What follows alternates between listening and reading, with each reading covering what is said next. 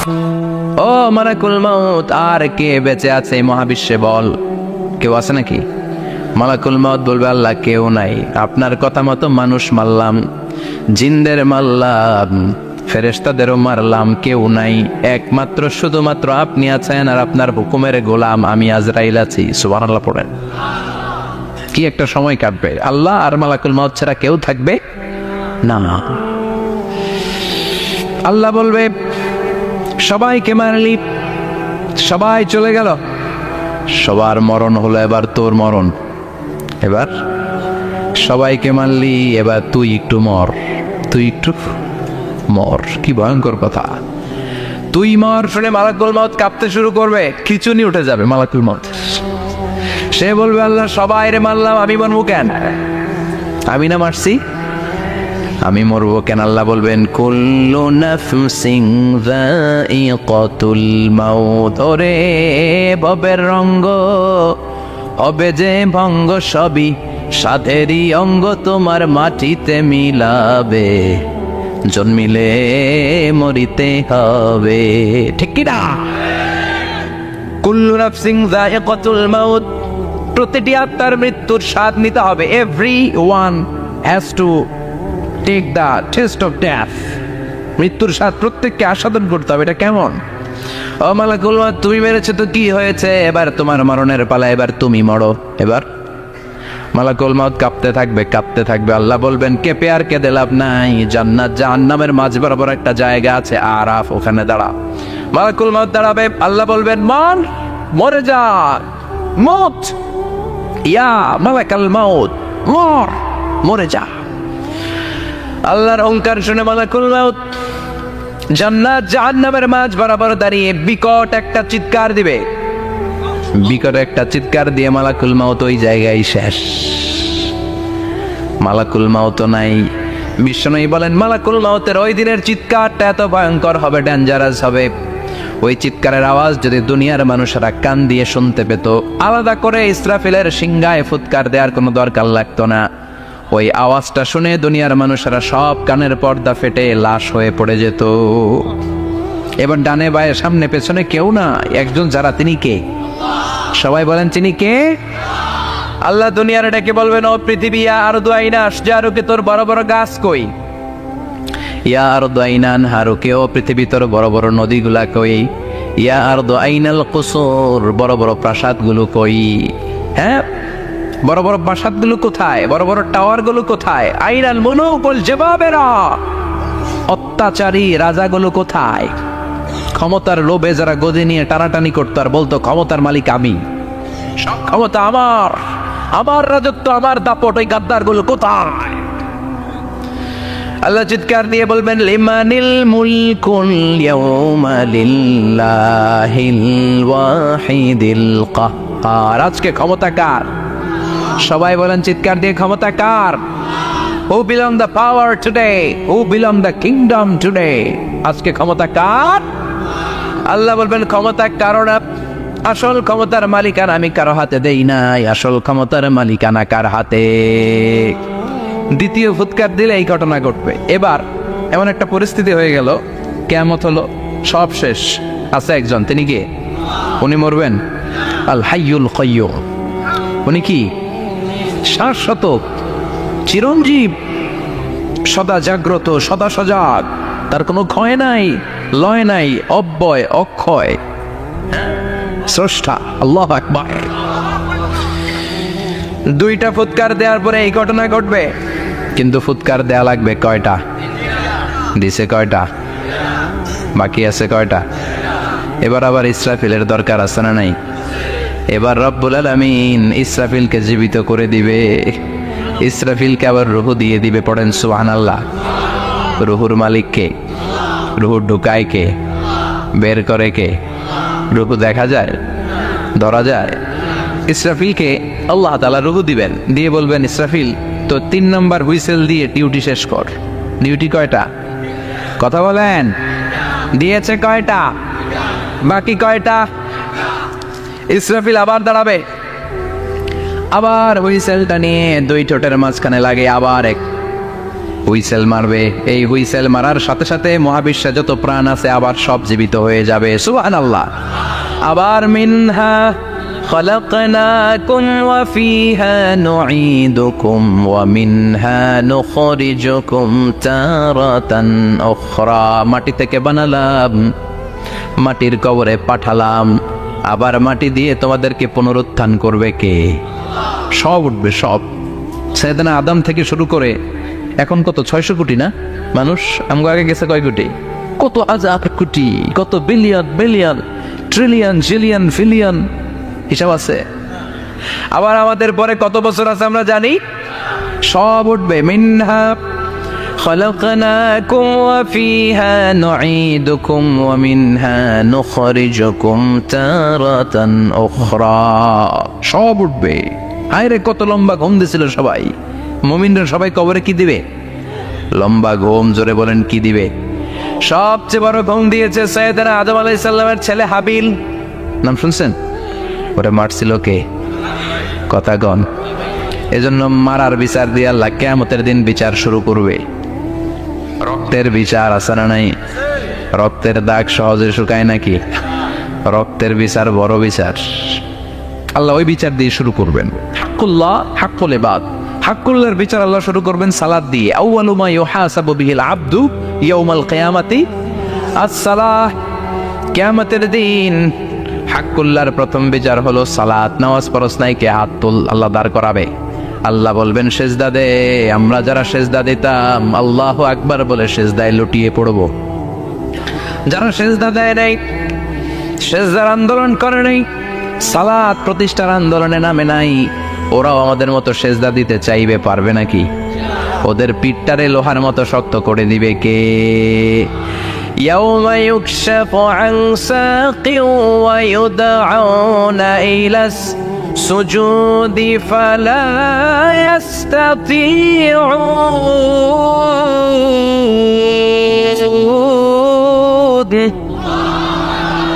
আল্লাহ বলবে সেজদা দে।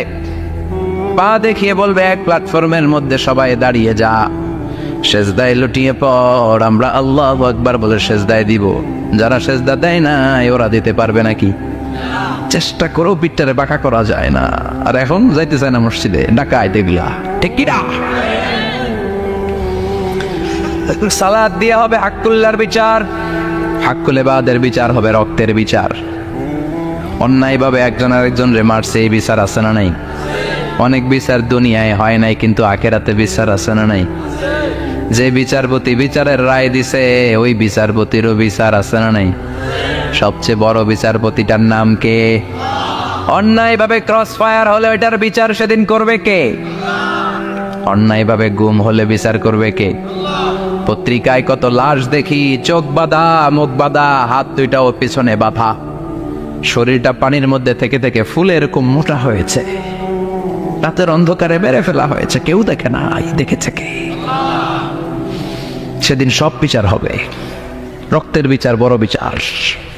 একটা বিচারও সেদিন বাদ যাবে না। চিৎকার করে বলেন ঠিক কি না? সব মানুষগুলো দাঁড়াবে। হাবিল বলবে আমার ঘুম ভাঙালো কে? قالوا من بعثنا من مرقدنا هذا ما وعد الرحمن وصدق المرسلون। কে আমাদের ঘুম ভাঙালো? সেই লম্বা একটা ঘুম দিয়েছিলাম, কেন আমাদেরকে ঘুম থেকে এরকম বিশাল হুইসেল বাজিয়ে ডাকা হলো? ফেরেশতারা বলবে হাযা মা ওয়াদার রহমান, এইটা সেই দিন যেই দিনের ওয়াদা তোমাদেরকে দিয়েছিল কে? ওয়া সাদাকাল মুরসালুন, নবীরা যে কথা বলেছিল আজকে সেই কথার সত্যতা পাবা। সব দাঁড়াও, সব দাঁড়িয়ে যাবে। বিশ্বনবী বললেন ইহশারুন নাস ইয়াউমাল কিয়ামাতি হুফাতান উরাতান মুশাতান গুরলা। কিয়ামতের কঠিন দিন মানুষগুলো হুফাতান হয়ে দাঁড়াবে, নগ্ন পদ, পায়ে জুতা নাই। কিয়ামতের দিন যে আমরা দাঁড়াবো, জুতা থাকবে পায়ে? বাটা জুতা, অ্যাপেক্সের জুতা, গলফ পোলো ক্লাব আমেরিকান থাকবে, হ্যাশ পাপিস থাকবে? কিচ্ছু থাকবে না, কিছুই থাকবে না। দাঁড়াও, জুতা ছাড়া দাঁড়াও। লগ্ন পদ, আমাদের কারো পায়ে কোনো স্যান্ডেল নেই, জুতা নেই। 2 নম্বরে ওরাতান মানে নেকেট, মানে কি? উলঙ্গ, নোবডি বিলং এনি গার্মেন্ট, কারো কোনো ড্রেস থাকবে না, নেকেড হয়ে আমরা দাঁড়াবো, জন্মদিনের ড্রেস পরে। মা এসে বললেন, নবী এটা কেমন কথা, লজ্জা শরমের বিষয়। জামা ছাড়া মানুষগুলো কি করে দাঁড়াবে, কারো গায়ে কোনো জামা নাই, সবাই নেকেড।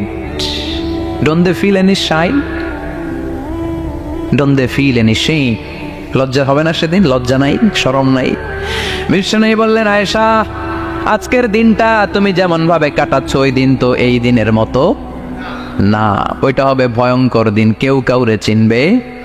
ইয়াউমা ইয়াফিরুল মারউ মিন আখিহি ওয়া উম্মিহি ওয়া আবিহি ওয়া সাহিবাতিহি ওয়া বানি লিকুল্লি ইমরিইম মিনহুম ইয়াউমাইযিন শাআনুন ইউগনি। আমি কয়েকদিন আগে এই আয়াতটা পড়ে আবাসা ওয়া তাওয়াল্লা সূরাটার অবাক হচ্ছিলাম। ইয়াউমা ইয়াফিরুল মারউ মিন আখিহি, মানুষ তার ভাই দেখে পালাবে। আমি নিজের সাথে মিলালাম, আমার ছোট ভাইকে দেখে আমি পালাবো? আমাকে দেখে সে পালাবে? ওয়া উম্মিহি ওয়া আবি, যেই মায়ের পেটে 10 মাস আমি ছিলাম, যে মা মিয়ার ঘরে না গেলে ঘুমায় না, আমি না খেলে মা খেতে চায় না, আমার জন্য আমার মায়ের প্রাণ, আমার মায়ের জন্য আমার প্রাণ, কত ভালোবাসাবাসি। ওই মা আমাকে দেখে চিনবে না, আমি নাকি আমার মাকে দেখে চিনব না। আমি আমার বাবারে দেখে পালাবো। ছোটবেলা থেকে কোলে পিঠে করে আমার বাবা আমারে মানুষ করলো, বাবাকে কত ভালোবাসি, বাবার সাথে কত ভালোবাসার গল্প, এই বাবারে দেখে আমি দৌড় দিব, বাবা আমারে দেখে দৌড়াবে। ওয়া সাহিবাতিহি ওয়া বানি, সাহিবা মানে প্রিয়তমা স্ত্রী, যার সাথে এত ভালোবাসা এত খুনসুটি, তারে দেখে আমি পালাবো। ওয়া বানি, আমার সন্তান, যেই সন্তানের জন্য আমি আমার জীবনও দিতে রাজি, ঠিক কিনা? সন্তানকে দেখে আমি দৌড়। আব্বু বলে ডাক দিল, আমি চিনব না। আমার মেয়েটা আমারে ডাকলে নাকি আমি চিনব না, আমার মেয়েও আমারে চিনবে না। ইয়াউমা ইয়াফিরুল মারউ মিন আখিহি ওয়া উম্মিহি ওয়া আবিহি ওয়া সাহিবাতিহি ওয়া বানিহি লিকুল্লি ইমরিইম মিনহুম ইয়াউমাইযিন শাআনুন ইউগনি। বিশ্বনবী বললেন, আয়েশা সেদিনটা আজকের দিনের মতো নয়, ভয়ঙ্কর একটা দিন হবে। বাবা ছেলেরে চিনবে না, ছেলে বাবারে চিনবে না, মা তার মেয়েরে চিনবে না, মেয়ে তার মারে চিনবে না। মা আর মেয়ের ভালোবাসার চেয়ে বড় ভালোবাসা হতে পারে? বাবা ছেলের ভালোবাসার চেয়ে বড় ভালোবাসা? স্বামী স্ত্রীর ভালোবাসার চাইতে বড় ভালোবাসা দুনিয়ায় আছে? স্বামী স্ত্রীরে চিনবে না, স্ত্রী স্বামীকে চিনবে না, বন্ধু বন্ধুরে চিনবে না, ইমাম সাহেব মুসল্লিরে চিনবে না, মুসল্লি ইমাম সাহেবকে চিনবে না, নেতা কর্মীরে চিনবে না, কর্মী নেতাকে চিনবে না, পীর সাহেব মুরিদরে চিনবে না, মুরিদ পীর সাহেবরে চিনবে না। লিকুল্লি ইমরিইম মিনহুম ইয়াউমাইযিন শাআনুন ইউগনি। ও আয়েশা, তুমি পোশাক নিয়ে ব্যস্ত, সেদিন বাবাই তো ছেলেরে চিনবে না, মা মেয়েরে চিনবে না, কেউ কাউরে চিনবে না, সবাই পাগলপনা হয়ে থাকবে। নিজের চোখের পানি, নাকের পানি, নিজের ঘামের পানিতে নিজেই কিয়ামতের দিন সাতরা বেড়ে। আয়েশা, আল্লাহু আকবার। সবাই ক্লান্ত শ্রান্ত পেরেশান, ঘর্মাক্ত ক্ষুধায়, সবাই অস্থির ক্ষুধার্ত। সূর্যটা মাথার একেবারে কাছে চলে আসবে, সূর্যের তেজদীপ্ত তাপে মাথার মগজগুলো ভাতের মাড়ের মতো গলে গলে নাকের ছিদ্র কানের ছিদ্র দিয়ে বেয়ে বেয়ে পড়বে। কেন ইমাজিন, চিন্তা করতে পারে? জিহ্বাটা কুকুরের মতো ঝুলতে থাকবে, নাভির সামনে এসে নাভিস্থল পর্যন্ত জিহ্বাটা ঝুলতে থাকবে। সবার মুখে চিৎকার, ইয়া নাফসি আল্লাহ বাঁচাও। কানা মিকদারুহু 50 আলফা সানা, 50,000 বছর হবে কিয়ামতের সেই দিনটা। পাগল হয়ে যাবে, পাগল। আমি মুখোমুখি হতে যাচ্ছি সেদিনের, আপনি মুখোমুখি হতে যাচ্ছেন, আমরা সবাই সেদিনটা দেখতে যাচ্ছি। চিল্লা এখন ঠিক কিনা? ও আয়েশা, লিকুল্লি ইমরিইম মিনহুম ইয়াউমাইযিন শাআনুন ইউগনি, এমন ভয়ঙ্কর দিন হবে এমন ভয়ানক পরিস্থিতি হবে রে আয়েশা, বাবা মা চিনা যাবে না, পীর সাহেবরে চিনা যাবে না, কেউ কাউরে চিনবে না। আল্লাহ তুমি আমারে বাঁচাও বাঁচাও বলে যে মাথাটা একবার উপরের দিকে করবে, কার গায়ে জামা আছে কার গায়ে জামা নাই সেদিক নজর দেওয়ার সময়টাও কেউ পাবে না রে আয়েশা, ওই নজরই থাকবে না, সবাই দাঁড়িয়ে যাবে। আল্লাহ বললেন কাআন সাফসাফা, লেভেল প্লেইং ফিল্ড আমি করে দিব, লা তারা ফিহা আওয়াজা ওয়ালা আমতা, উঁচু নিচু নাই, একেবারে সমান। কিয়ামতের ময়দানটা কেমন হবে? চিৎকার করে বলেন কেমন হবে?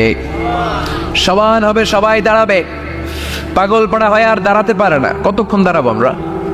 50,000 বছর আমাদের দাঁড়িয়ে থাকতে হবে। মানুষ পাগল হয়ে সাইয়েদনা আদমের কাছে যেয়ে বলবে আবাল বাশার, ও সব নবীদের পিতা আদি পিতা, আর তো দাঁড়িয়ে থাকতে পারি না। আল্লাহরে বলেন বিচার কার্য শুরু করতে, এসপার ওসপার একটা হয়ে যাক, হয় জান্নাতি নয় জাহান্নামী, আগে বিচার শুরু করতে বলেন। সাইয়েদনা আদম বলবে আমি পারবো না, কারণ নবীও উম্মত চিনবে না, উম্মত নবী চিনবে। সবার এক জিকির, ইয়া নাফসি, সবার জিকির কি? আরো জোরে বলেন কি জিকির? সেদিন কিন্তু নবীরা উম্মতকে চিনবে না, উম্মত নবী চিনবে না, তাইলে পীর আর মরিদের তো কোনো সম্পর্কই থাকবে না। চিল্লায় কোন ঠিক কিরা? চিনবে না, কেউ কারো পরিচয় দিতে চাইবে না। ভয়ানক এক পরিস্থিতি। এজন্য এটার বলে কিয়ামতের ময়দান। দুনিয়াতে কোনো ভয়ঙ্কর পরিস্থিতিতে আমরা বলি কিয়ামত, কি বলি? কিয়ামত। সাইয়েদনা আদম বলবে আমি পারবো না, আমার কাছে এসে লাভ নাই, তোমরা নূহ আলাইহিস সালামের কাছে যাও। সাইয়েদনা নূহ বলবে পারবো না, ইব্রাহিম আলাইহিস সালাম বলবেন পারবো না, মুসা আলাইহিস সালাম বলবেন পারবো না, সাইয়েদনা ঈসা আলাইহিস সালামও বলবেন পারবো না। তবে ঈসা আলাইহিস সালাম বলবেন শোনো, এত জায়গায় দৌড়ে যে কোনো লাভ নাই, জায়গা মতন যাও, কাজ হতে পারে। সবাই বলবে কোন জায়গা বলে দেন। সাইয়েদনা ঈসা আলাইহিস সালাম বলবেন আজকের এই কঠিন দিনে আমাদের সবার বিপদ, এই বিপদের দিনে কেউ আল্লাহর সামনে দাঁড়াতে পারবে না একজন ছাড়া, ওনার নাম হলো মুহাম্মাদুর রাসূলুল্লাহ সাল্লাল্লাহু। বিশ্বনবী মাকামে মাহমুদে তখন সিজদায় পড়ে থাকবেন। আমরা খুঁজতে থাকবো বিশ্বনবীকে কঠিন দিনে, বিপদের দিনে নবীকে আমরা মাকামে মাহমুদে পেয়ে যাব। বিশ্বনবী সিজদায় পড়ে থাকবেন আর কাঁদতে থাকবেন। 50,000 বছর ওনার সিজদাটা লম্বা হবে। এই 50,000 বছর আমাদের জিকির হবে ইয়া নাফসি ইয়া নাফসি, আল্লাহ আমারে বাঁচাও। আর এই 50,000 বছর বিশ্বনবী জিকির করবেন ইয়া উম্মতি ইয়া উম্মতি, আল্লাহ আমার উম্মতকে বাঁচাও, আমার অনুসারীদেরকে বাঁচাও, আমার পেয়ারা উম্মতদেরকে তুমি মাফ করে দাও। বিশ্বনবীর কান্না আল্লাহ আর সহ্য করবেন না। সবাই যে বলবে ও নবী, সব নবীদের কাছে ব্যর্থ মন নিয়ে ফিরে এলাম, আপনি কিছু করেন। আল্লাহ বলবেন নবী আর কাঁদবেন না, আপনার কান্না আমার সহ্য হয় না, আপনি মাথা তোলেন, একটু তোলেন মাথা। এরপর আসাক নবী মাথা তোলেন। সাল তুতা, আমার কাছে কি চাইবেন বলেন আমি দেই। ওয়াশফা তুশাফা, শাফাত করেন নবী, যার জন্য সুপারিশ করবেন তবে তাদের জন্য সুপারিশ করা হবে যারা দুনিয়ার বুকে কোনো বেদাত তৈরি করে নাই।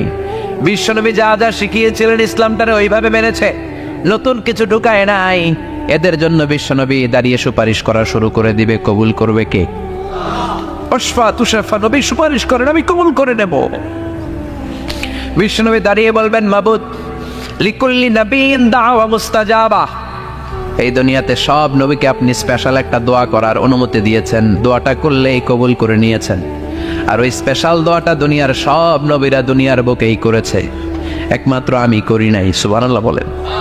ওয়া ইন্নী আখতাবিউ দাওয়াতি শাফাআতান লিউম্মতি ইয়াউমাল কিয়ামা, আমি আমার দোয়াটা কিয়ামতের এই কঠিন দিন আমার গুনাহগার উম্মতের জন্য রেখে দিয়েছি। বিশ্বনবী তখন সুপারিশ করতে শুরু করবেন। চিৎকার করে পড়েন আল্লাহু আকবার। এই কিয়ামতের ঘটনার বর্ণনা নকশা এই সূরার মধ্যে এঁকে দিয়েছে কে? চিল্লায় বলেন কে?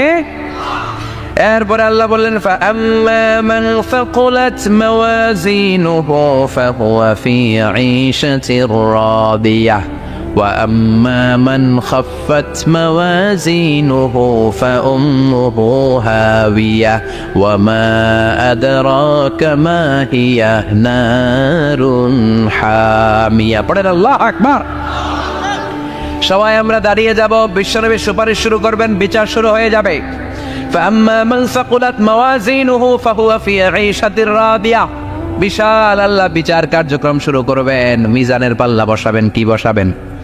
আল্লাহ তাতগাউ ফিল মিজান। আমার নামে নাম, আমার নামে নাম। মিজান বসাবে, মিজান দাড়ি পাল্লা। আসলে এটা সুন্দর অর্থ হচ্ছে নিক্তি পাল্লা। অর্থ কি?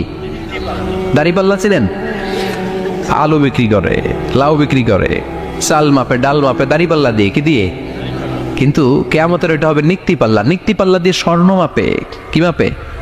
চাল বিক্রির সময় 2-4টা চাল বেশি গেলেও লস নাই, কম গেলেও যে কিনছে তার লস নাই। কিন্তু স্বর্ণ বেচার সময় যদি স্বর্ণের কণা চলে যায় বেশি, আমও শেষ, চালাও। এজন্য স্বর্ণ দাড়ি পাল্লায় মাপে না, কারণ এটা ক্ষুদ্রাতি ক্ষুদ্র হিসাব করতে হয়। এটা মাপে কোন পাল্লায়? নিক্তি পাল্লায়। এক কণের স্বর্ণ পড়লেও এটা মিটারে উঠবে। দাম কত? চিৎকার করে বলেন ঠিক কি না? আল্লাহর মিজানের পাল্লা এমন পাল্লা, ফামান ইয়ামাল মিসকালা যাররাতিন খাইরান ইয়ারা ওয়া মান ইয়ামাল মিসকালা যাররাতিন শাররান ইয়ারা। যাররা পরিমাণ ভালো কিছু করলে সেটাও নিক্তি পাল্লায় আমরা দেখব, যাররা পরিমাণ খারাপ করলেও দেখব। যাররা, যাররা চিনেন? অণু। যাররা মানে সবাই বলেন আরো জোরে। বস্তুর ক্ষুদ্রতম একক, যেটা সহজে দেখা যায় না।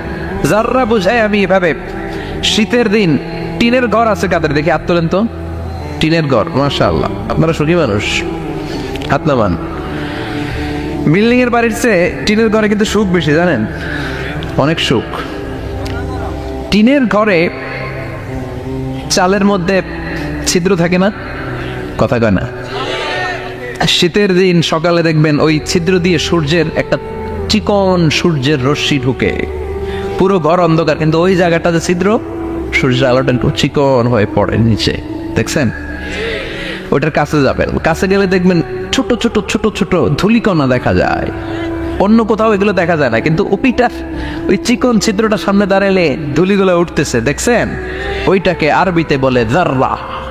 ওইটা কি বলে? ফামান ইয়ামাল মিসকালা যাররাতিন খাইরান ইয়ারা ওয়া মান ইয়ামাল মিসকালা যাররাতিন। ওই ধূলিকণার যাররা পরিমাণ ভালো করেছ, ওইটা আল্লাহ ছাড়বে না, আমলনামায় তুলে দিবে। সুবহানাল্লাহ পড়েন। ওই ধূলিকণা পরিমাণ খারাপ করলেও আমলনামায় তুলে দিবে কে? فأما من ثقلت موازينه فهو في عيشة راضية। সেদিন মিজানের পাল্লায় যার নেকের পাল্লা ভারী হবে তার খালি সুখ। তার কি? فهو في عيشة راضية। সে আনন্দে খুশি করতে শুরু করবে, নাচানাচি শুরু করবে। তাকে ডান হাতে আমলনামা দেয়া হবে। কোন হাতে? আল্লাহ তুমি আমাদের ডান হাতে আমলনামা নসিব করো, আমাদের হিসাবটারে সহজ করো, মিজানের পাল্লায় আমাদের নেকের পাল্লাটা ভারী করে দিও। আবার বিশ্বনবী বললেন, 2টা জিকির আছে, এই 2টা জিকির যারা দুনিয়ার বুকে বেশি বেশি করবে মিজানের পাল্লা ভারী করে দিবে কে?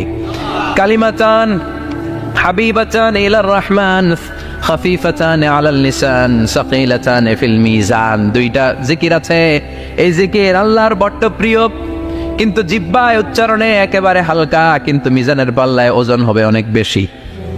সুবহানাল্লাহ পড়ে। আল্লাহর কাছে প্রিয়, জিহ্বায় হালকা, কিন্তু মিজানের পাল্লায় রাখলে উহুদ পাহাড়। তার প্রথম জিকিরটা হলো সুবহানাল্লাহি ওয়া বিহামদিহি, দ্বিতীয়টা হলো সুবহানাল্লাহিল আযীম। পড়েন সুবহানাল্লাহি ওয়া বিহামদিহি,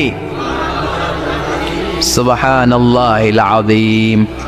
পড়তে রাজি আছেন? ফাম্মা মান সাকুলাত মাওয়াজিনুহু, মিজান শব্দের প্লুরাল হচ্ছে মাওয়াজিন। মিজানের প্লুরাল কি?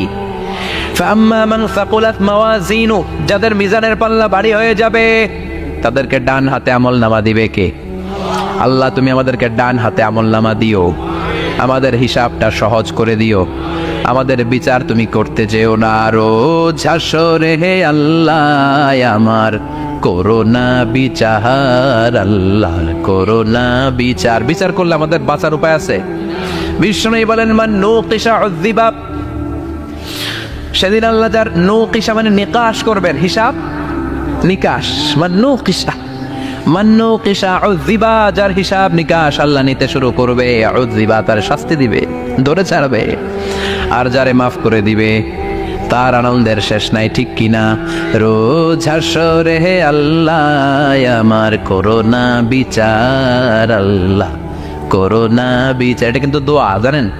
বিচার চাহি না তব দয়া চাহি, হে গুনাহগার আল্লাহ করো না বিচার। আমি জেনে শুনে জীবন ভরে পাপ করেছি পরে পরে, এখন আশা নাই যে যাব তোরে বিচারে তোমার, আল্লাহ করোনা বিচার। পড়েন পড়েন রোজ হাসরে হে আল্লাহ আমার করোনা বিচার, আল্লাহ করোনা বিচার। পড়েন আমিন।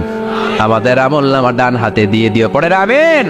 فأما من أوتي كتابه بيمينه فسوف يحاسب حسابا يسيرا। যাদের আমলনামা ভারী হবে, নেকের পাল্লা ভারী, সামনে থেকে সা করে উড়ে উড়ে আমলনামাটা আসবে, এসে তপাস করে ডান হাতে বসে পড়বে। সুবহানাল্লাহ। আল্লাহ আমাদের নসিবে যেন এইটা ঘটে। জোরে পড়েন আমিন। ওজুহু ইয়াওমাইযিন মুসফিরাহ দাহিকাতুম মুস্তাবশিরা। সেদিন চেহারা হবে আলোক উজ্জ্বল, চেহারা হবে তাদের হাস্যোজ্জ্বল। আর যাদের বিপরীত হবে তাদের ঘটনা কি? ওয়া আম্মা মান খাফফাত মাওয়াজিনুহু ফাউম্মুহু হাওিয়া ওয়া মা আদরাকা মা হিয়া নারুন হাবিয়া। আর সেদিন যাদের আমলনামা দাড়ি পাল্লা পাতলা হয়ে যাবে, খাফফাত মাওয়াজিনুহু নেকের পাল্লা হালকা, খারাপ কাজের পাল্লাটা ভারী হয়ে যাবে। তাদের আমলনামার সামনে দিক থেকে দেখা যাবে না, পিছন দিক থেকে আসবে, এসে ডান হাতে নয় বা হাতের উপরে পড়বে। আল্লাহ এরকম নসিব তুমি আমাদের করো না। চিল্লায় পড়েন আমিন। وأما من أوتي كتابه وراء ظهره فسوف يدعو ثبورا। যাদের আমলনামা বা হাতে দেয়া হবে তারা চিৎকার দিবে, মৃত্যু কামনা করবে। ওরা বলবে আমার দরকার নাই। কি বলবে? আর আমরা বলবো আমলনামা কই, ডান হাতে দাও। সুবহানাল্লাহ কইবেন না? ওরা বলবে দরকার নাই, আল্লাহ বলবে দরকার আছে, ধর আমলনামা বুঝে নে। আমলনামাটা শুরু থেকে শেষ পর্যন্ত একবার পর কয় লাগবো না। কি কয়? লাগতো না। আর আমলনামা লাগতো না। আল্লাহ বলবে লাগবে পর, একটু পর। কি করছিস? একটু পর। আল্লাহ বলবেন ইকরা কিতাবাকা কাফা বিনাফসিকাল ইয়াউমা আলাইকা হাসিবা। পর, পড়া ছাড়া গতি নাই। দুনিয়াতেও পড়তে হবে, আখিরাতেও। কোরআনের প্রথম কথা কি? পর। আল কোরআনের প্রথম বাণী পড়ো, আল হাদিসে নবীর কথা পড়ো। আল কোরআনের প্রথম বাণী পড়ো, আল হাদিসে নবীর কথা পড়ো। পরে পরে শেখো, শিখে শিখে তুমি তোমার নিজের জীবন গড়ো। ঠিক কি না? দুনিয়াতেও পড়তে হবে, আখিরাতেও পড়তে হবে। দুনিয়ায় পড়ে না, এবার আল্লাহ বলবে এবার তোর কিতাব পড়। ইকরা কিতাবাকা কাফা বিনাফসিকাল ইয়াউমা আলাইকা হাসিবা। পড়, নিজেই পড়। পড়ে তুই একটু নাম্বার দে, 100তে নাম্বার দে। হোমিয়া নিজের খাতা নিজে দেখা যায় না? স্যারও যেমনি দেখতে পারে, আমিও দেখতে পারি। যে A+ পাবে ও পরীক্ষা দিয়েই বুঝে আমি A+, বুঝে না? কথা বলেন। আর যেটা গোল্লা পাবে, কি পাবে? কি কন, গোল্লা নাকি লাড্ডু গুড্ডু? আমার মেয়ে খাওয়ার সময় বলে বাবা আমি ফার্স্ট, তুমি লাড্ডু গুড্ডু। আপনার বলেন। তো যে লাড্ডু গুড্ডু পাবে সে নিজেই বুঝে সে লাড্ডু গুড্ডু। আর যে গোল্ডেন A+ পাবে সে নিজেই বুঝে গোল্ডেন A+। এবার আল্লাহ বলবে তুই একটু পর, আমি নাম্বার পরে দিই, আগে তুই একটা নাম্বার দে। সুবহানাল্লাহ কইবেন না? ইকরা কিতাবাকা কাফা বিনাফসিকাল ইয়াউমা আলাইকা হাসিবা। পর, পরে সে অবাক হয়ে যাবে, কারণ যাররা যাররা সব আসরে নাই। কথা কন। লা ইগাদিরু সাগীরাতান ওয়ালা কাবীরাতান ইল্লা আহসাহা। ছোট হোক বড় হোক যা যা করেছে আমলনামায় আছে না নাই? সালাম দিয়েছে ওইটা আছে, ভালো কাজ করেছে ওইটা আছে, মানুষের মাইট দিয়েছে ওইটা আছে না নাই? জুলুম করে অন্যের জমি খাইছে আছে না নাই? পরগিয়া প্রেম করছে আছে না নাই? সমাবেশে বোমা মারছে আছে না নাই? ভোট ডাকাতি করছে আছে না নাই? এটাও আছে। সব থাকবে, সব পার পাওয়া যাবে না। যাররা যাররা আল্লাহ সব তুলে দিবেন। চিৎকার করে বলেন ঠিক কিনা? নাফরমান বলবে আল্লাহ এটা আমি করি নাই, কি বলবে? আপনার ফেরেশতা ভুল করে আরেকজনের আমলনামা আমারে দিছে। পরীক্ষায় কিন্তু এরকম হয়, বাংলাদেশে এরকম হয় না? আরেকজনের নাম্বার 32, আমি পাবো 80, আমার দিয়েছে 32, আছে না নাই? আল্লাহটা কি এরকম হবে? কথা কন। দুনিয়ায় কার কার এরকম হয়েছে আরেকজনের খাতা আপনার বাগে পড়ছে? হাত তোলেন। নাই কেউ? হয়েছে, অনেকেরই হয়েছে, আমারও হয়েছে। আরেকজনের খাতা আরেকজনের নাম্বার ভুলে পরে ক্লেম করার পরে আবার নাম্বার পাওয়া যায়, কিন্তু আল্লাহর খাতায় কি ওলট পালট? কথা কন। আমলনামা ওনার, ওইটা আমারে দিবে ফেরেশতারা, এটা হইতে পারে? চিৎকার করে বলেন হতে পারে। তাহলে প্রথমে আমরা জানলাম যে নবীদের কাছে ওহির সূচনা, বিশেষ করে রাসূল সাল্লাল্লাহু আলাইহি ওয়াসাল্লামের কাছে ওহির সূচনা হয়েছিল স্বপ্নের মধ্যে দিয়ে। এরপর আমরা জানলাম নবীদের স্বপ্ন নিছক স্বপ্ন নয়, এটা ওহির অন্তর্ভুক্ত। এই পর্যায়ে আমরা জানবো যে বিশ্বাসীদের জন্য, যারা মুমিন, তাদের জন্য স্বপ্নের গুরুত্ব কতটুকু। সেক্ষেত্রে আমরা সহিহ বুখারীর একটা হাদিস উল্লেখ করতে পারি, যেখানে আল্লাহ রাসূল সাল্লাল্লাহু আলাইহি ওয়াসাল্লাম বলেছেন, লাম ইয়াবকা মিনান নবুওয়াতি ইল্লাল মুবাশশিরাত, অর্থাৎ নবুয়ত আর পৃথিবীতে নেই, নবী হওয়ার সুযোগ আর পৃথিবীতে নেই, নবুয়ত বন্ধ হয়ে গিয়েছে। কিন্তু আল্লাহ তাআলার পক্ষ থেকে মুবাশশিরাত কিন্তু বন্ধ হয়নি, মুবাশশিরাত আসবে। সাহাবা জিজ্ঞেস করলেন, ওমাল মুবাশশিরাত, হে আল্লাহর রাসূল মুবাশশিরাত কি? আল্লাহ রাসূল সাল্লাল্লাহু আলাইহি ওয়াসাল্লাম বললেন, আর রুইয়া আস-সালিহা, মুবাশশিরাত হচ্ছে সত্য স্বপ্ন। বিশ্বাসীরা যখন রাত্রিবেলা সত্য স্বপ্ন দেখবে, বিশ্বাসীদের জন্য সত্য স্বপ্ন বা সুন্দর স্বপ্ন নিছক স্বপ্ন নয়, এটা আল্লাহ তাআলার পক্ষ থেকে গ্ল্যাড টাইডিংস, সুসংবাদ হতে পারে, অথবা সতর্ক করা হতে পারে। এমনকি আল্লাহ রাসূল সাল্লাল্লাহু আলাইহি সাল্লাম বলেছেন যে ভালো স্বপ্ন হচ্ছে নবুয়তির 46 ভাগের 1 ভাগ। সহিহ বুখারীতে এসেছে, আল্লাহর হাবিব সাল্লাল্লাহু আলাইহি ওয়াসাল্লাম ইরশাদ করেন, আর রুইয়া আস-সালিহা জুজউন মিন 46 জুজআন মিনান নবুওয়া, অর্থাৎ ভালো স্বপ্ন বা সত্য স্বপ্ন নবুয়তির 46 ভাগের 1 ভাগ। Could you imagine that? কি করে একজন বিশ্বাসীর স্বপ্ন নবুয়তির 46 ভাগের 1 ভাগ হতে পারে? তার মানে মুমিনের স্বপ্ন, একজন বিশ্বাসীর স্বপ্নকে আল্লাহ তাআলা অনেক বেশি গুরুত্ব দিয়েছেন। এটা শুধু স্বপ্ন নয়, এটা হতে পারে আল্লাহ তাআলার পক্ষ থেকে একটা গাইডেন্স, হতে পারে কোনো গ্ল্যাড টাইডিংস, সুসংবাদ, হতে পারে কোনো সতর্কতা বাণী। এজন্য এই স্বপ্নকে, বিশ্বাসীদের স্বপ্নকে আল্লাহ রাসূল সাল্লাল্লাহু আলাইহি ওয়াসাল্লাম নবুয়তির 46 ভাগের 1 ভাগ বলে উল্লেখ করেছেন।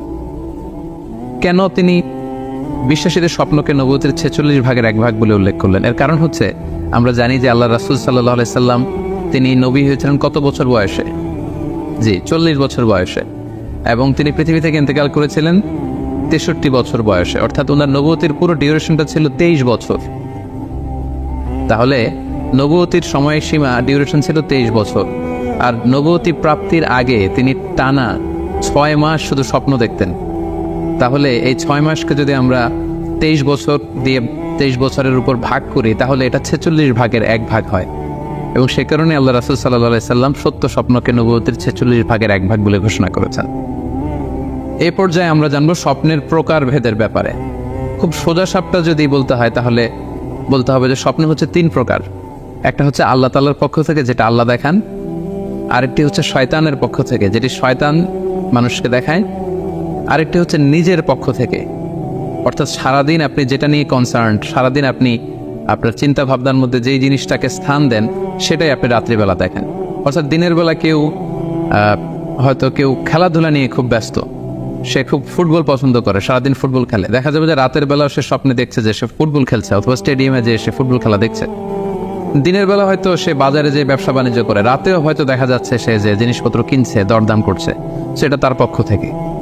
তাহলে বেসিকলি স্বপ্ন হচ্ছে 3 ধরনের, একটা আল্লাহর পক্ষ থেকে, একটা শয়তানের পক্ষ থেকে, আরেকটা হচ্ছে নিজের পক্ষ থেকে, যেটা আমরা সহিহ মুসলিমের একটি বর্ণনা থেকে জানতে পারি, যেখানে আল্লাহ রাসূল সাল্লাল্লাহু আলাইহি ওয়াসাল্লাম ইরশাদ করছেন, আর রুইয়া সালাসা, স্বপ্ন হচ্ছে 3 ধরনের। ফারুইয়া আস-সালিহা বুশরা মিনাল্লাহ, যেটা ভালো স্বপ্ন সেটা হয় আল্লাহর পক্ষ থেকে। ওয়া রুইয়া তাহজিনুন মিনাশ শাইতান, আরেকটা স্বপ্ন থাকে যেটা শয়তানের পক্ষ থেকে, সেটা ভয় দেখানো হয়। ভয়ঙ্কর যদি কোনো দুঃস্বপ্ন দেখে থাকেন, তাহলে এটা আল্লাহর পক্ষ থেকে নয়, এই স্বপ্নটা শয়তানের পক্ষ থেকে। আরেকটি হচ্ছে রুইয়া মিম্মা ইউহাদ্দিসুল মারউ নাফসাহু, আরেকটি স্বপ্ন ব্যক্তি সে নিজের সাথে নিজে স্বপ্নে হয়তো কথা বলে বা এমন কিছু দেখে যেটা সুসংবাদও নয়, যেটা ভয়ঙ্করও কিছু নয়, বরং সারাদিন সে যে বিষয়টি নিয়ে চিন্তা ভাবনা করতো রাতে, সেটার একটা প্রতিচ্ছবি, সেটাই সে দেখতে পাচ্ছে। এটা হচ্ছে নিজের পক্ষ থেকে স্বপ্ন। তাহলে খুব সহজে আমরা এইভাবে বলতে পারি যে স্বপ্ন তিন প্রকার। একটা হচ্ছে রাহমানি, আর একটা হচ্ছে শাইতানি, আর একটা হচ্ছে নাফসানি। রিপিট, আমি আবার বলছি, স্বপ্নের প্রথম প্রকার হচ্ছে রাহমানি, দ্বিতীয় প্রকার হচ্ছে শাইতানি, তৃতীয় প্রকার হচ্ছে নাফসানি। যেটা রাহমানি সেটা রহমানের পক্ষ থেকে, আল্লাহ দেখান। আর যেটা শয়তানি সেটা শয়তানের পক্ষ থেকে, শয়তান ভীতিকর পরিবেশ তৈরি করার জন্য বা ভয় দেখানোর জন্য যেটা দেখায়। আরেকটা হচ্ছে নাফসানি, যেটাকে বলা হয় আবগাস ও আহলাম, যেটার কোনো মিনিং হয় না, অর্থাৎ নিজের পক্ষ থেকে নিজের চিন্তা ভাবনার প্রতিচ্ছবি। তাহলে শুরুতে আমরা জানবার চেষ্টা করব যে রহমানি, যেটাকে আরবিতে বলা হচ্ছে রুইয়া বা রুইয়া সাদেকা বা সালেহা, সেটা কি, এবং সেটা যদি আমরা দেখি সেক্ষেত্রে আমাদের করণীয় কি। এক্ষেত্রে আমরা সহিহ বুখারীর একটি হাদিসকে উল্লেখ করতে পারি, যেখানে আল্লাহ রাসূল সাল্লাল্লাহু আলাইহি ওয়াসাল্লাম ইরশাদ করেছেন, ইযা রাআ আহাদুকুম রুইয়া ইউহিব্বুহা, তোমাদের কেউ যদি কোনো স্বপ্ন দেখে যে স্বপ্নটা সে পছন্দ করে, মানে স্বপ্নটা দেখে he feels good or she feels good, তার ভালো লাগছে, তাহলে বুঝতে হবে ফা ইন্নামা হিয়া মিনাল্লাহ, এই স্বপ্নটা আল্লাহর পক্ষ থেকে, এটা সাধারণ স্বপ্ন নয়, এটা খুবই অর্থবহ স্বপ্ন। তখন সে কি করবে? ফালিয়াহমাদিল্লাহ আলাইহা, সে তখন এই সুন্দর স্বপ্ন দেখার কারণে আল্লাহ শুকরিয়া করবে, ওয়াল ইউহাদ্দিস বিহা, এবং চাইলে সে এই স্বপ্নের কথা মানুষের কাছে বর্ণনা করতে পারে বা শেয়ার করতে পারে। তাহলে সহিহ বুখারীর এই হাদিসের ভাষ্য অনুযায়ী আমরা যেটা বুঝলাম, আমরা যদি ভালো কোনো স্বপ্ন দেখি তাহলে তিনটি কাজ করা যেতে পারে। প্রথমত আল্লাহর প্রশংসা করা, যেহেতু আমি ভালো একটি স্বপ্ন দেখেছি, আল্লাহ শুকরিয়া বা প্রশংসা আমরা করতে পারি। দ্বিতীয়ত চাইলে সুসংবাদ হিসেবে এই স্বপ্নটা আমি কারোর সাথে শেয়ার করতে পারি। আর 3 নম্বর হচ্ছে এমন ব্যক্তিকে আমি শেয়ার করব যে আমাকে ভালোবাসে বা যে আমার শুভাকাঙ্ক্ষী, তা না হলে আমি হিংসার শিকার হতে পারি। কারণ আন-নি'মাতু মাহসুদা, যে কোনো ধরনের নেয়ামতই, আপনি যদি আল্লাহর কোনো বিশেষ মার্সি, ব্লেসিংস বা নেয়ামত পেয়ে ধন্য হন, এটা সবার ভালো নাও লাগতে পারে, এটা সবার অন্তরে সহ্য নাও হতে পারে, ফলে আপনি হিংসার শিকার হতে পারেন। সো ভালো স্বপ্ন দেখলে আপনি চাইলে কারোর কাছে শেয়ার করতে পারেন। সেক্ষেত্রে সে যদি আপনার শুভাকাঙ্ক্ষী হয় বা আপনাকে পছন্দ করে, আপনাকে ভালোবাসে, এরকম কাছের কারোর সাথে আপনি শেয়ার করতে পারেন। আমরা সবাই নিঃসন্দেহে এরকম ভালো ভালো স্বপ্ন দেখতে চাই, আমরা কেউই ভয়ঙ্কর কোনো স্বপ্ন দেখতে চাই না। আমরা নিঃসন্দেহে এমন স্বপ্ন দেখতে চাই রাতের বেলায় যে স্বপ্নে আল্লাহ তাআলার পক্ষ থেকে আমাদের জন্য দিক নির্দেশনা থাকবে, অথবা কোনো সুসংবাদ থাকবে, কিংবা থাকবে আগাম কোনো সতর্কতা বাণী। এ জাতীয় ভালো স্বপ্ন যদি আমরা দেখতে চাই তাহলে আমাদের কি করা উচিত? সেক্ষেত্রে সর্বপ্রথম আমাদের যেটা করতে হবে, আমাদেরকে সত্যবাদী হতে হবে। সাধারণত সত্যবাদীদের স্বপ্ন সত্য হয়ে থাকে। যেখানেই সত্য সেখানেই যেন আমার অবস্থান হয়, আমি যেন সবসময় সত্যের পক্ষে থাকি। 2 নম্বর হচ্ছে আকলুল হালাল, আমাকে হালাল খেতে হবে। যারা হালাল খায় তাদের স্বপ্ন সাধারণত সত্য হয় এবং অর্থবহ স্বপ্ন হয়। পাশাপাশি আল্লাহ তাআলার দেয়া যে আদেশ নিষেধ সেগুলো আমাকে মেনে চলতে হবে। 4 নম্বরে রাত্রিবেলা আমি যখন ঘুমাবো আমাকে অজু করে ঘুমাতে হবে। ওই ইয়ানামু আলা তাহারা, পবিত্রতার সাথে যদি কেউ ঘুমায় তাহলে অজু করে ঘুমালে রাতে সে যে স্বপ্ন দেখবে সাধারণত সে স্বপ্নটি সত্য হয়। যদি সম্ভব হয় ক্যাবলামুখী হয়ে শোয়া, ক্যাবলামুখী হয়ে আমরা শুতে পারি। এই বিষয়গুলো যদি আমরা এনশিওর করতে পারি, অর্থাৎ সত্যবাদী হওয়া, হালাল খাবার খাওয়া, আল্লাহর দেয়া বিধিনিষেধ সবসময় মেনে চলবার চেষ্টা করা, রাত্রিবেলা অজু অবস্থায় ঘুমানোর অভ্যেস করা, পাশাপাশি ক্যাবলামুখী হয়ে শোয়ার চেষ্টা করা, এই বিষয়গুলো যদি আমরা মেনটেন করার চেষ্টা করি তাহলে আমরা যে স্বপ্নগুলো দেখব সেগুলো সত্য স্বপ্ন হবে বলে আমরা আশা করি। প্রিয়সুধী, এবারে আমরা জানবো স্বপ্নের দ্বিতীয় প্রকারের ব্যাপারে, অর্থাৎ যেটাকে আরবিতে বলা হচ্ছে হলম, বা আমরা বলেছি শয়তানি, যেটা শয়তানের পক্ষ থেকে আসে। সেক্ষেত্রে শয়তান এটা সাধারণত মানুষকে ভয় দেখানোর জন্য, ঘুমের মধ্যে তার কোনো অকল্যাণ করার জন্য যে স্বপ্নটা দেখায়, এটা হচ্ছে শয়তানি। সেক্ষেত্রে সহিহ মুসলিমের একটি হাদিসের কথা আমরা এখানে উল্লেখ করতে পারি। সেখানে আল্লাহ রাসূল সাল্লাল্লাহু আলাইহি ওয়াসাল্লাম বলেছেন, আর রুইয়া মিনাল্লাহ, ভালো স্বপ্ন হচ্ছে আল্লাহর পক্ষ থেকে, ওয়াল হুলমু মিনাশ শাইতান, আর খারাপ স্বপ্ন হচ্ছে শয়তানের পক্ষ থেকে। এখন কেউ যদি আমরা এই ভয়ঙ্কর স্বপ্ন রাতে দেখে ফেলি, যেটাকে আমরা নাইট মেয়ার বলি বা হরর ড্রিম বলি, ভয়ঙ্কর স্বপ্ন বা দুঃস্বপ্ন, যেটা দেখে আমরা খুব হাঁপিয়ে উঠি, আমাদের শ্বাস প্রশ্বাসের গতিবিধি বেড়ে যায়, আমরা খুব ভয় পাই, প্রচণ্ড ভয়ে আমরা আটকে উঠি এবং ঘুম ভেঙে যায় আমাদের, এরকম ভয়ঙ্কর স্বপ্ন যদি আমরা দেখি তখন আমরা কি করব? এ ব্যাপারে কি ইসলামের কোনো দিক নির্দেশনা আছে? হ্যাঁ, অবশ্যই দিক নির্দেশনা আছে। সেক্ষেত্রে আমরা সহি মুসলিমের একটি হাদিস উল্লেখ করতে পারি এখানে, যেখানে আল্লাহ রাসূল সাল্লাল্লাহু আলাইহি ওয়াসাল্লাম বলেছেন, ইযা রাআ আহাদুকুম আর-রুইয়া ইয়াকরাহুহা, তোমাদের কেউ যদি রাতে এমন কোনো স্বপ্ন দেখে যেটা সে অপছন্দ করে, মানে ভয়ঙ্কর, ভীতিকর দুঃস্বপ্ন যদি সে দেখে, তাহলে ফালইয়াবসুক আন ইয়াসারিহি সালাসান, সে যেন তার বাম দিকে 3 বার থুতু ফেলে। ওয়ালিয়াস্তাইদ বিল্লাহি মিনাশ শাইতানি সালাসান, আর সে যেন শয়তানের ব্যাপারে আল্লাহ তাআলার কাছে 3 বার পানাহ চায় বা আশ্রয় প্রার্থনা করে।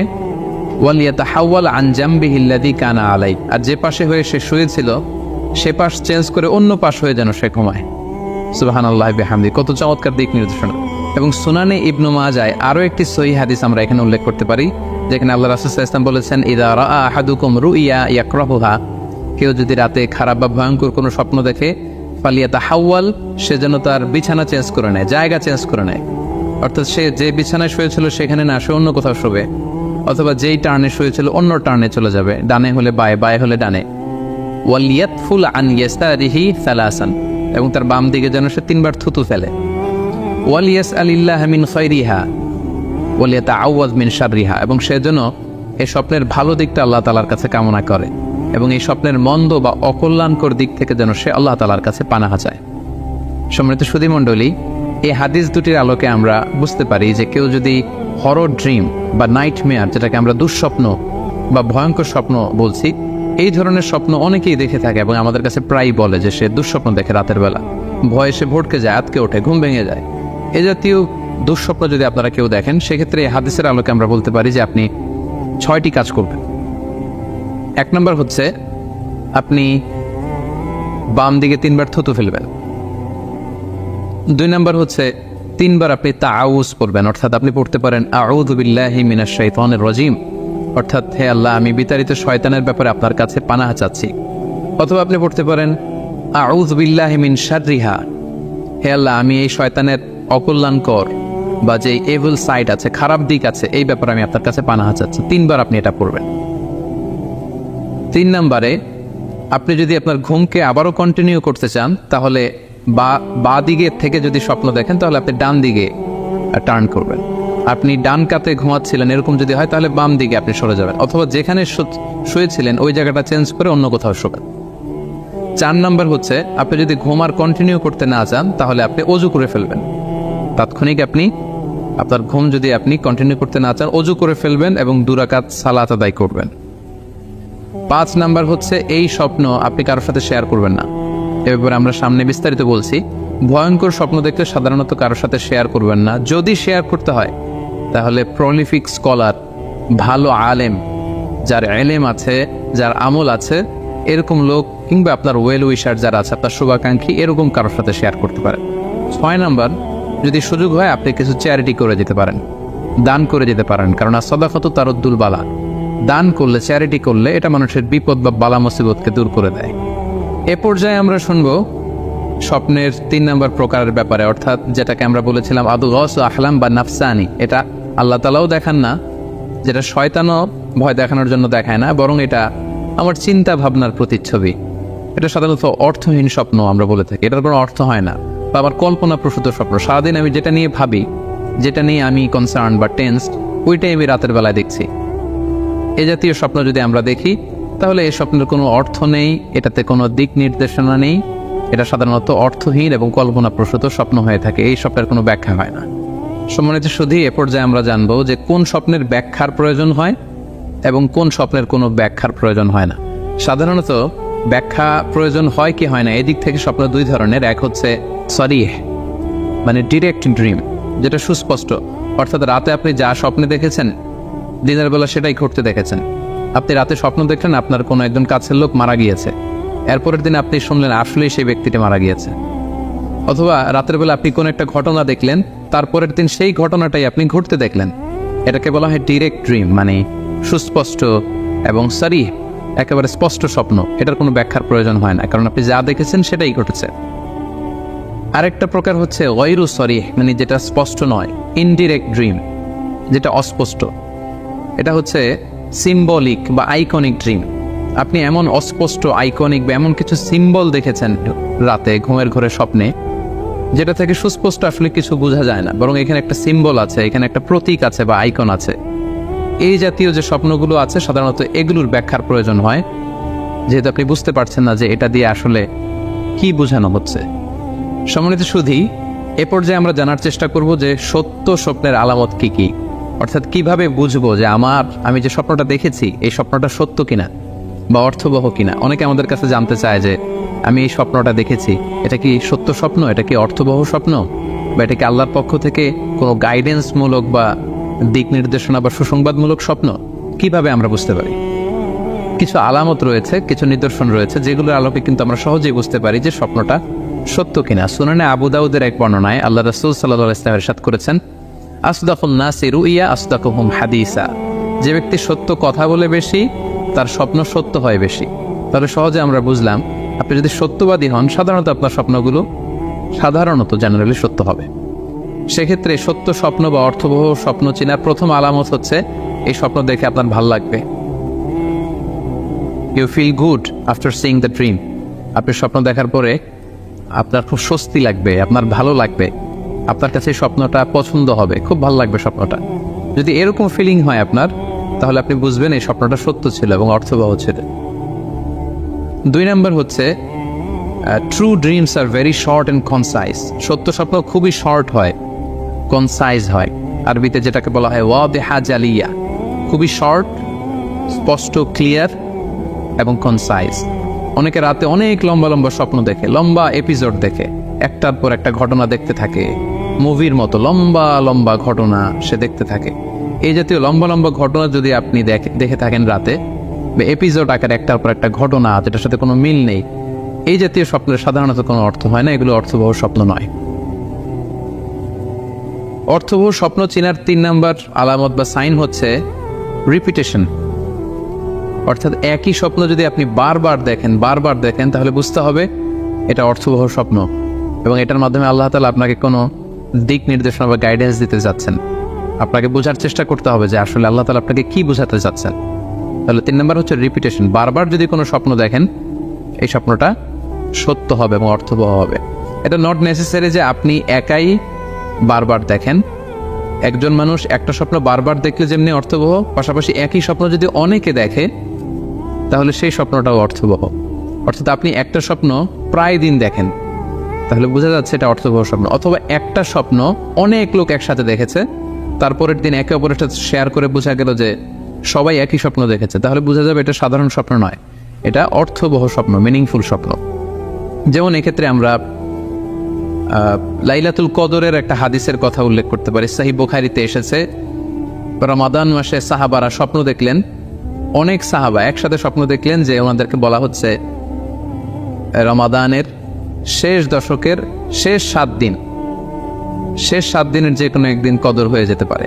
ওনারা সবাই এসে সাহাবা রিদওয়ানুল্লাহি তাআলা আলাইহিম আজমাইন আল্লাহ রাসূল সাল্লাল্লাহু আলাইহি ওয়াসাল্লামের কাছে বললেন, ইয়া রাসূলুল্লাহ, আমি স্বপ্নে দেখেছি যে বলা হচ্ছে কদরের জন্য রমজানের শেষ 7 দিনকে তালাশ করতে। আরেকজন এসে একই কথা বললো যে ইয়া রাসূলুল্লাহ, আমি দেখেছি রমজানের শেষ 7 দিনে কদর হতে পারে।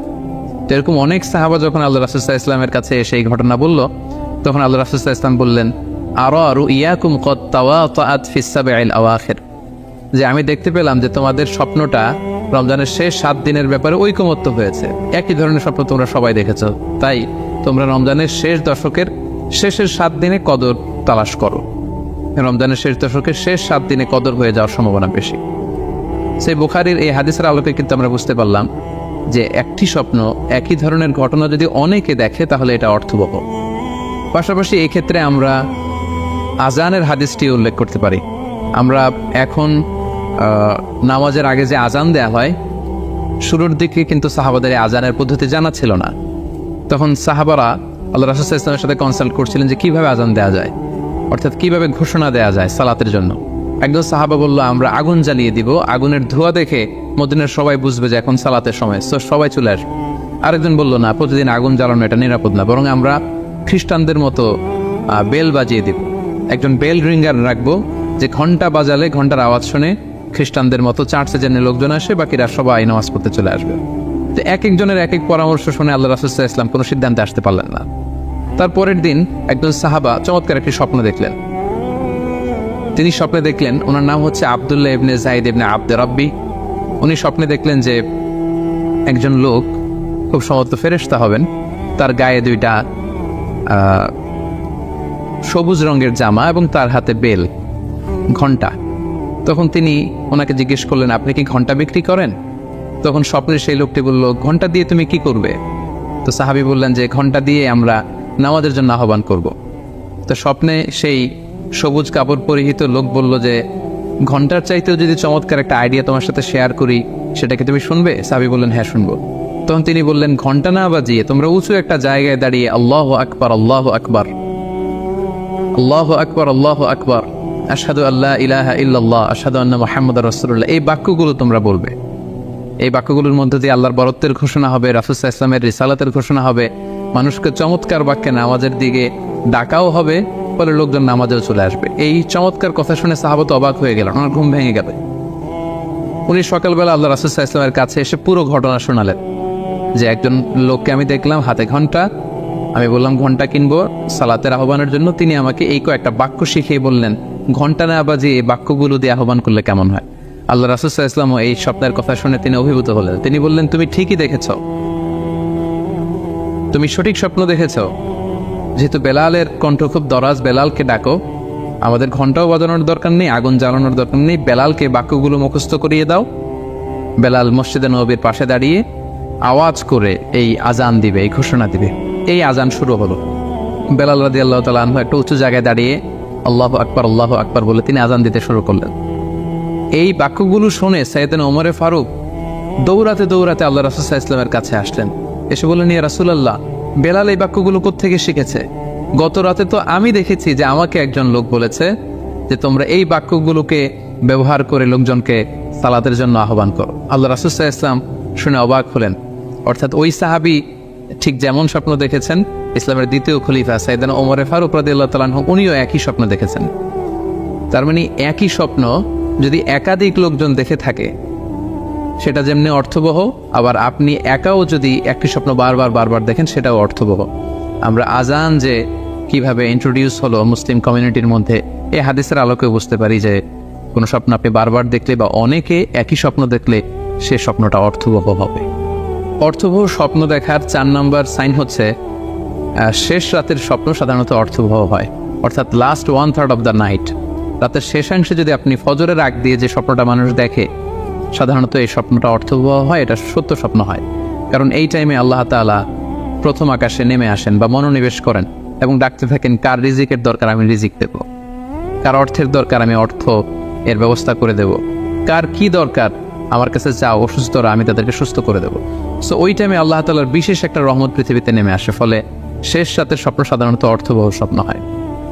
পাশাপাশি হাদিসে এসেছে যে কিয়ামতের আগ দিয়ে মুমিনরা যে স্বপ্নগুলো দেখবে, এই স্বপ্নগুলো সাধারণত অর্থবহ হবে। অর্থাৎ কিয়ামতের একেবারে আগ মুহূর্তে যখন মুসলমানরা খুব স্ট্রাগল করবে, মুসলমানরা যখন খুব বিপদে থাকবে, তখন মুসলমানদের যে স্বপ্নগুলো তারা রাতের বেলা দেখবে, এগুলো মিথ্যা হবে না, বেশিরভাগ স্বপ্নই সত্য হবে, অর্থবহ হবে। যেটা আমরা সহিহ বুখারীর একটা হাদিস থেকে জানতে পারি, যেখানে আল্লাহ রাসূল সাল্লাল্লাহু আলাইহি ওয়াসাল্লাম ইরশাদ করেছেন, ইযা ইফতারাবাজ জামানু লাম তাকাদ রুইয়াল মুমিনি তাকযিব। অর্থাৎ কিয়ামতের সময় যত ঘনিয়ে আসবে, কাছাকাছি আসবে, মুমিন বা বিশ্বাসীদের স্বপ্ন ঠিক তত সঠিক হতে থাকবে। মুমিনদের তখনকার স্বপ্ন বেশিরভাগই সত্য হবে, সেটা মিথ্যা হবে না। তাহলে এই হাদিস থেকে আমরা জানলাম কিয়ামতের আগ দিয়ে মুমিনরা যে স্বপ্নগুলো দেখবে, এগুলো সত্য হবে, অর্থবহ হবে।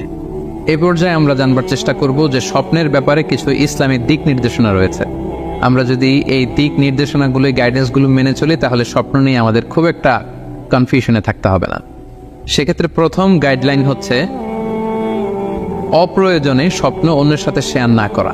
Do not mention the dream for interpretation except a prolific scholar or any well wisher to you. কেউ যদি খুব বড় আলেম হয়ে থাকেন, শায়েখ হয়ে থাকেন, তার ইলম আছে, আমল আছে, এরকম কারো কাছে শেয়ার করতে পারেন। অথবা আপনার শুভাকাঙ্ক্ষী আপনাকে ভালো অ্যাডভাইস করতে পারে, আপনাকে পছন্দ করে, এরকম লোক ছাড়া কারো কাছে স্বপ্ন শেয়ার করা যাবে না। সুনানে তিরমিজিতে স্বপ্ন অন্যের সাথে শেয়ার না করার ব্যাপারে একটা হাদিস এসছে, যেখানে আল্লাহ রাসূল সাল্লাল্লাহু আলাইহি সাল্লাম বলেছেন, লা ইয়াকুসুহা ইল্লা আলা ওয়াদ্দিন। অর্থাৎ যে তোমাকে পছন্দ করে এমন কারো কাছে ছাড়া স্বপ্ন শেয়ার করবে না। অথবা আউজি রাইন, এমন লোক যে ডিসিশন দিতে পারে, he can advise you, he can provide you the right decision, এরকম লোক যদি আপনার কাছের শুভাকাঙ্ক্ষীদের মধ্যে থেকে কেউ থেকে থাকে, আপনি তার সাথে শেয়ার করতে পারেন। ওয়ালা ইউহাদ্দিসু বিহা ইল্লা লাবিবান আও হাবিবান, সে আপনার হাবিব, সে আপনার বন্ধু, সব কাছের লোক, বজম ফ্রেন্ড, আপনার শুভ কামনা করে সব সময়, এই জাতীয় লোকের কাছে আপনি স্বপ্ন শেয়ার করতে পারেন। অন্য এক বর্ণনায় এসেছে ওয়ালা ইয়াকুসুর রুইয়া ইল্লা আলা আলিমিন আও নাসিহ, স্বপ্ন শেয়ার করতে হলে ভালো আলেমের কাছে শেয়ার করো, অথবা নাসিহ, যে তোমাকে ভালো অ্যাডভাইস করতে পারবে, উপদেশ দিতে পারবে, এরকম কারো কাছে শেয়ার করো, অন্য কারো কাছে নয়। সুনানে তিরমিজিতে এ ব্যাপারে একটি বাব রচনা করা হয়েছে, যে বাবুলা তাকুসুর রুইয়া ইল্লা আলা আলিম আও নাসিহ, আলেম বা শুভাকাঙ্ক্ষী নসিহতকারী ছাড়া কারো কাছে স্বপ্ন শেয়ার করা যাবে না। এর কারণ হচ্ছে, আমরা আগেই বলেছি যে আপনি স্বপ্নে যদি ভালো কিছু দেখে থাকেন, এটা এমন কারো কাছে যদি শেয়ার করেন যে আপনাকে পছন্দ করে না, তাহলে আপনি হিংসার শিকার হতে পারেন।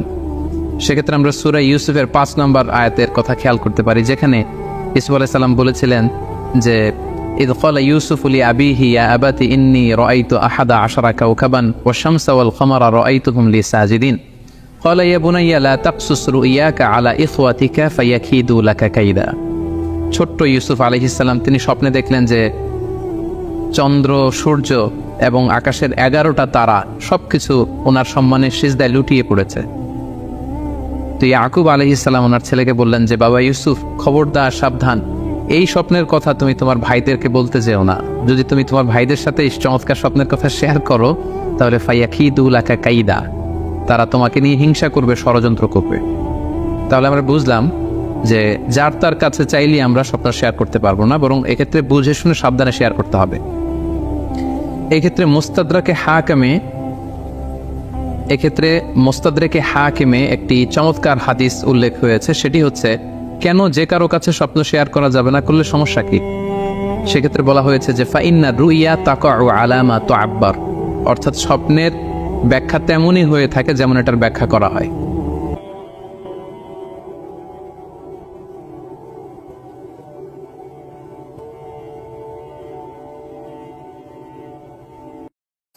হালিমাতুস সাদিয়া বিশ্বনবীর দুধমা, উনি বলেন 5 বছর এই কুরাইশি মোহাম্মদকে আমি লালন পালন করেছি, একদিনও ছেলেটারে কাঁদতে দেখিনি। ক্ষুধা লাগলেও কাঁদে না, ব্যথা পেলেও কাঁদে না।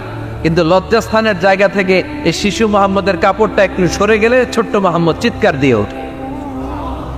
কি নবী ছিলেন! 15 বছর বয়সে হালাফুল ফুদুল একটা সংগঠন করেছে। হালাফুল ফুদুল, যেটাকে বাংলা আমরা বলি হিলফুল ফুজুল, আসলে শব্দটা হালাফুল ফুদুল। হালাফ মানে শপথ, টু টেক এন ওথ, শপথ নেয়া। ফুদুল হচ্ছে ভালো কাজের উপর। উনি হাতে হাত রেখে যুবকদেরকে নিয়ে মক্কা আইন করলেন, মক্কার জমিনে কোনো দুর্বলের উপর, মাজলুমের উপর কোনো জালিমের অত্যাচার চলতে দেয়া যাবে না। মক্কার বুকে কোনো টেন্ডারবাজি চলবে না, চাঁদাবাজি চলবে না, ধর্ষণ চলবে না, ছিনতাই আর রাহাজানি চলবে না। চিল্লায় এখন ঠিক কিনা? 15 বছর বয়সে পুরো মক্কা শহর কাঁপায় দিয়েছে। উনি তো ওই নবী, সবসময় ছিলেন অন্যায়ের বিরুদ্ধে কঠোর। ওনার ইমানটা এমন ছিল, প্রয়োজনে জ্বলে উঠত। চিৎকার করে বলেন ঠিক কিনা? যে ইমানের প্রয়োজনে জ্বলে ওঠে না, যে ইমান সত্য ন্যায়ের কথা বলে না, যে ইমান প্রয়োজনে জ্বলে ওঠে না, যে ইমান সত্য ন্যায়ের কথা বলে না, যে ইমান বাস্তবে নাই, যে ইমান অন্তরে নাই, মুখে শুধু ফাঁকা বলি, কি করে তারে বলো ইমানে বলি, কি করে তারে বলো ইমানে বলি, কি করে তারে বলো ইমানে বলি। ঠিক কি না? ওনার ইমানটা ছিল এমন ইমান, প্রয়োজনে জ্বলে উঠতো ইমানের তেজে। উনি ছিলেন ওই নবী, 40 বছরের আগের জীবনে যেমন, পরের জীবনে তেমন। সুবহানাল্লাহ পড়ো। তো বিশ্বনবী 40 বছর বয়সে ওহী পেলেন। ওনার ওহীর সূচনাটা ছিল আর রুইয়া সালেহা, সত্য স্বপ্ন। বুখারীর প্রথম বাবটা হচ্ছে বাব কাইফা কানা বাদরুল ওয়াহী ইলা রাসূলিল্লাহ, আল্লাহ রাসূলের কাছে ওহীর সূত্রপাতটা কেমন হয়েছে শুনবে। সর্বপ্রথম ছিল স্বপ্নে। উনি রাতে সুন্দর সুন্দর স্বপ্ন দেখতেন। আমরা স্বপ্ন দেখি না? কি স্বপ্ন দেখেন? মারাওয়ারি, হরতাল, হ্যাঁ, টাকা, আর কি দেখো তোমরা? জিহাদি। তো বিশ্বনবী স্বপ্ন দেখতেন আর রুইয়া as-salihat, সত্য সুন্দর স্বপ্ন। আর রাতের বেলা বিশ্বনবী যাই স্বপ্নে দেখতেন, দিবালোকের আলোর ন্যায় সকালে এটা সুস্পষ্ট হয়ে যেত। চিল্লা এখন সুবহানাল্লাহ। কারণ নবীদের স্বপ্নটা ওহী। নবীদের স্বপ্নটা কি? নবীদের স্বপ্ন যদি ওহী না হতো, তাহলে একটা স্বপ্নের উপর ভিত্তি করে সাইয়েদনা ইব্রাহিম আলাইহিস সালাম ছেলের গলায় ছুরি চালাতেন না। এটা ওহী ছিল, এটা আল্লাহর পক্ষ থেকে স্পেশাল অর্ডার ছিল। চিল্লায় বলেন ঠিক কি না? তার মানে বিশ্বনবীর জীবনে প্রথম ওহীর সূত্রপাত হয়েছে স্বপ্ন দিয়ে। তারপরে বিশ্বনবীর কাছে নিঃসঙ্গতা, নির্জনতাকে প্রিয় করে দিল কি? বিশ্বনবীর মানুষের সাথে তখন কথা বলতে ভাল লাগে না, একা একা থাকতে ভাল লাগে, একা একা ইবাদত করতে ভাল লাগে। বিশ্বনবী হেরা পাহাড়ে চলে গেলেন। কোথায়? মক্কা থেকে উত্তর দিকে 634 মিটার উঁচু ওই পাহাড়ে যে আত্মা রাত্রিবেলা তিনি ধ্যান করতেন, মেডিটেশন করতেন, চোখ বন্ধ করে স্রষ্টার অস্তিত্বকে খুঁজতেন। খুঁজতে খুঁজতে খুঁজতে 40 দিন ধ্যান করার পরে, 40 দিন আধ্যাত্মিকতার এই চর্চা করার পরে ফাজাহুল হক, সত্য বিশ্বনবীর কাছে এসে ধরা দিল। সাইয়েদনা জিবরাইল চলে আসে, এসে বললেন, ইয়া মুহাম্মদ ইকরা, পড়ো। জান্নাতের একটা রেশমি কাপড়ে সূরাতুল আলাকের 5 আয়াত লেখা, রেশমি কাপড়ের ভেতরে ওই রেশমি কাপড়টা ধরে বিশ্বনবীকে বললেন। এই প্রথম বিশ্বনবী সাইয়েদনা জিবরাইলকে দেখলেন আর বললেন, ইয়া মুহাম্মদ ইকরা, পড়ো। বিশ্বনবী বললেন, মা আনা বিকারি, আমি পড়তে পারি না। সুবহানাল্লাহ পড়ো।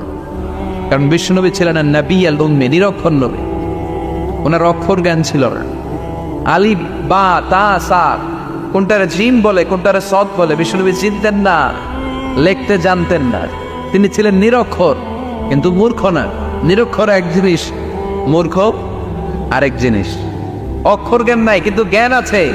কারণ বিশ্বনবী বলতেন, আদ্দাবানি রব্বি ফা আহসানা তা'দীবি, আমি পৃথিবীর কোনো ইউনিভার্সিটি থেকে ডিগ্রি নেয় নাই, কেউ আমারে শিখায় নাই, স্বয়ং আরশের উপর থেকে আমারে শিক্ষা দান করেছে কে? তাই আমার শিক্ষার মতো শিক্ষা পৃথিবীর কারো শিক্ষা হতে পারে। সাইয়েদনা জিবরাইল বললেন, ইয়া মুহাম্মদ ইকরা, পড়ো। বিশ্বনবী ফেল ফেল করে তাকিয়ে রইলেন, অক্ষর চিনে না, পড়বে কেমনে? বিশ্বনবী বলেন, মা আনা বিকারি, আমি জানি না কেমন করে পড়তে হয়। ফাআখাযানি ফাগাত্তানি হাত্তা বালাগা মিন্নি আল জাহাদ। বিশ্বনবী পড়তে জানেন না। যখন বললাম আমি পড়তে পারি না, সাইয়েদনা জিবরাইল বিশ্বনবীকে জড়িয়ে ধরলেন, বুকের মধ্যে জড়িয়ে ধরে যত জোর ছিল বিশ্বনবীকে একটা চাপ দিলেন। বিশ্বনবী বললেন, চাপের চোটে আমি আমার বুকের ভেতরে ব্যথা পেলাম। ফারসালানি, আমাকে ছেড়ে দিলেন। ছেড়ে দিয়ে আবার পড়েন, ইকরা, read in the name of your lord. বিশ্বনবীর আগের কথা, আমি পড়তে জানি, মা আনা বিকারি। সাইয়েদনা জিবরাইল আবার জড়িয়ে ধরলেন, আবার চাপ দিলেন। বিশ্বনবী বললেন, ব্যথা পেলাম। আবার জিবরিল বিশ্বনবীরে বললেন, পড়েন। বিশ্বনবী আগের কথাই বলে, আমি পড়তে পারি না। আবার চাপ দিলেন, 3 বার চাপ দেওয়ার পরে সাইয়েদনা জিবরাইল বললেন, নবী এবার আপনি পড়েন। বিশ্বনবী এবার পড়তে আরম্ভ করলেন, ইকরা বিসমি রাব্বিকাল্লাযী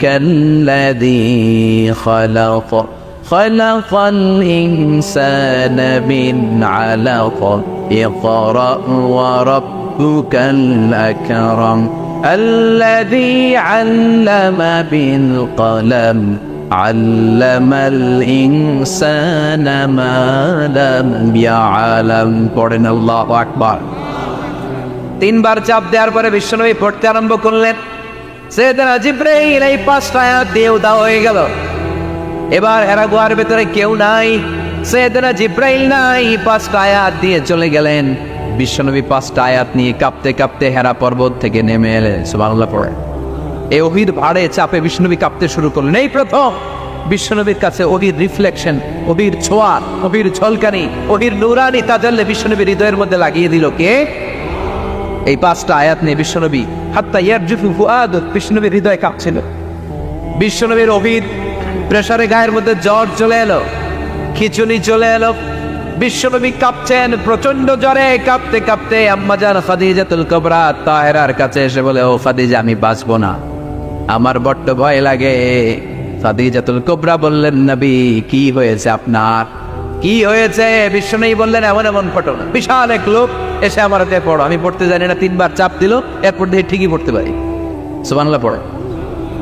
বিশ্বনবী পুরো ঘটনাটা সাইয়েদাতুনা খাদিজাতুল কুবরা তাহেরাকে শোনালেন।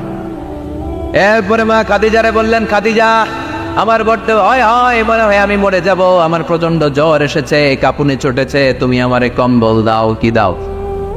সবাই বলে আর জোরে কর, আমারে কম্বল দাও, আমার জ্বর এসেছে, কাঁপুনি বেড়ে যাচ্ছে, চাদর দাও, কাপড় দাও, কম্বল দাও। মা খাদিজা কম্বল জোগাড় করতে গেলেন, কম্বল আর চাদর এনে বিশ্বনবীর গায়ের মধ্যে মা খাদিজা কম্বলটা পেঁচিয়ে দিলেন। বিশ্বনবী কম্বলটা পেঁচিয়ে বিছানার মধ্যে শুয়ে গেলেন। ঠিক এই মুহূর্তে সূরাতুল মুজাম্মিল নাজিল করে দিল কে? বিশ্বনবী কম্বল গায়ে দিয়ে শুয়ে আছে, আল্লাহ বিশ্বনবীরে ডাক দিলেন, ইয়া আইয়ুহাল মুজাম্মিলু কুমিল লাইলা ইল্লা কালিলা। সুবহানাল্লাহ। আল্লাহ কি সোহাগ ভরা আদর মাখা ডাক দিলেন, ইয়া আইয়ুহাল মুজাম্মিল। এর মানে হলো হে কম্বলওয়ালা। কি ওয়ালা? হে কম্বলওয়ালা নবী, মানে হে কমলিওয়ালা নবী। কি নবী? কমলি। এরা হতে হেলে দুলে নুরানি তনু কে আসে হায়, সারা দুনিয়ার হেরে মেরে পর্দা খুলে খুলে চায়, সে যে আমার কমলিওয়ালা কমলিওয়ালা। তার ভাবে বিভোল রাঙা পায়ের তলে, পর্বত জঙ্গল টল মল টলে, খুরমা খেজুর বাদাম জাফরানি ফুল ঝরে ঝরে যায়, সে যে আমার কমলিওয়ালা কমলিওয়ালা। সুবহানাল্লাহ পড়ে বিশ্বনবীর আল্লাহ ডাক দিলেন, ও কমলিওয়ালা নবী, ও কম্বলওয়ালা নবী, দাঁড়ান। বিশ্বনবী কাঁপছিলেন জ্বরের চোটে, খিচুনির চোটে, কম্বল গায়ে দিয়ে শুয়ে রইলেন। আল্লাহ নাজিল করলেন, ইয়া আইয়ুহাল মুজাম্মিল, ও কম্বলওয়ালা। ইয়া আইয়ুহাল মুজাম্মিল মানে কি? ও কম্বলওয়ালা, ও কম্বলওয়ালা, ও চাদরওয়ালা, খুব স্ট্যান্ড আপ, স্ট্যান্ড আপ। যে দায়িত্ব দিছি এখন শোয়া যাবে না, দাঁড়ান। ওই যে বিশ্বনবী দাঁড়ালেন, আর বসার সুযোগটা পায় না। মরার আগ পর্যন্ত আর বসার সুযোগ পায় নাই, শ্বাস নেওয়ার সুযোগ পায় নাই, পিছনের দিকে তাকানোর সুযোগ পায় নাই। চিল্লায় বলে ঠিক কিনা?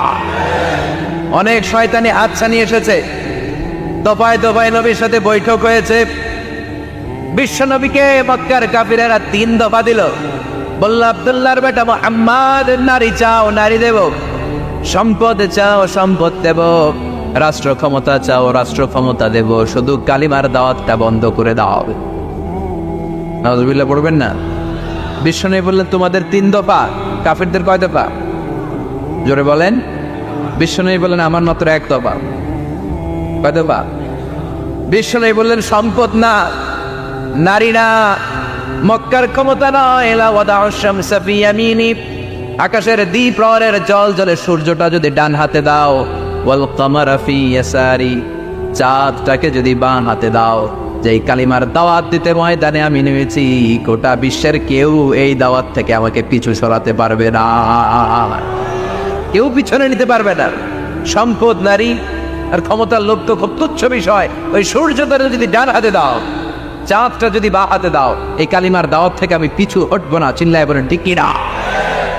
বিশ্বনবীর আল্লাহ প্রস্তুতি নিতে বললেন, বললেন, ইয়া আইয়ুহাল মুজাম্মিল, ও কম্বলওয়ালা নবী। কি ওয়ালা নবী? তাফসীর বুঝতে পারতেছেন তো? শীতের চোটে খিচুনি, কম্বল গায়ে দিয়ে শুয়েছে, তখন আল্লাহ এটা নাজিল করলেন। তাহলে প্রথমে আমরা জানলাম সেন্ট্রাল থিম অফ দিস সূরা, এই সূরার কেন্দ্রীয় আলোচ্য বিষয়। এরপরে আমরা জানলাম কোন প্রেক্ষাপটে, কোন সিচুয়েশনে, কোন পরিস্থিতিতে এই সূরাটা নাজিল হয়েছে। বুঝতে পেরেছেন? বিশ্বনবীর যখন এই পরিস্থিতি, তখন আল্লাহ বিশ্বনবীর আবার গাইডলাইন দিলেন, ইয়া আইয়ুহাল মুজাম্মিল, এই কম্বলওয়ালা নবী, কুমিল লাইলা ইল্লা কালিলা, দাঁড়ান, রাত্রিবেলা দাঁড়িয়ে তাহাজ্জুদ পূজার মন। সুবহানাল্লাহ। এই সূরার ভেতরে রব্বুল আলামিন বিশ্বনবীকে প্রস্তুত করে তোলবার জন্য, বিশ্বনবীকে নবুয়তের দায়িত্ব পালন করানোর জন্য, মিশনে নামানোর জন্য বিশ্বনবীকে সর্বমোট 60টা বিষয়ে প্রশিক্ষণ নিতে বলেছেন। জোরে কথা কয়টা? চিল্লায় বলেন কয়টা? প্রস্তুতি নেওয়ার জন্য 7টা বিষয়ে বিশ্বনবীকে ট্রেন আপ করেছেন, প্রশিক্ষণ নিতে বলেছেন। আমরা একটা একটা করে 7টাই আজকে শুনবেন না? কষ্ট হচ্ছে? কষ্ট হচ্ছে না? রাত কয়টা? ইন্নালিল্লাহ, 11:25, 11:35 বাজে। কষ্ট হচ্ছে না আপনাদের? আরো 2-1 মিনিট শুনবেন? হ্যাঁ, তাকবীর দেওয়া যাবে আওয়াজ করে।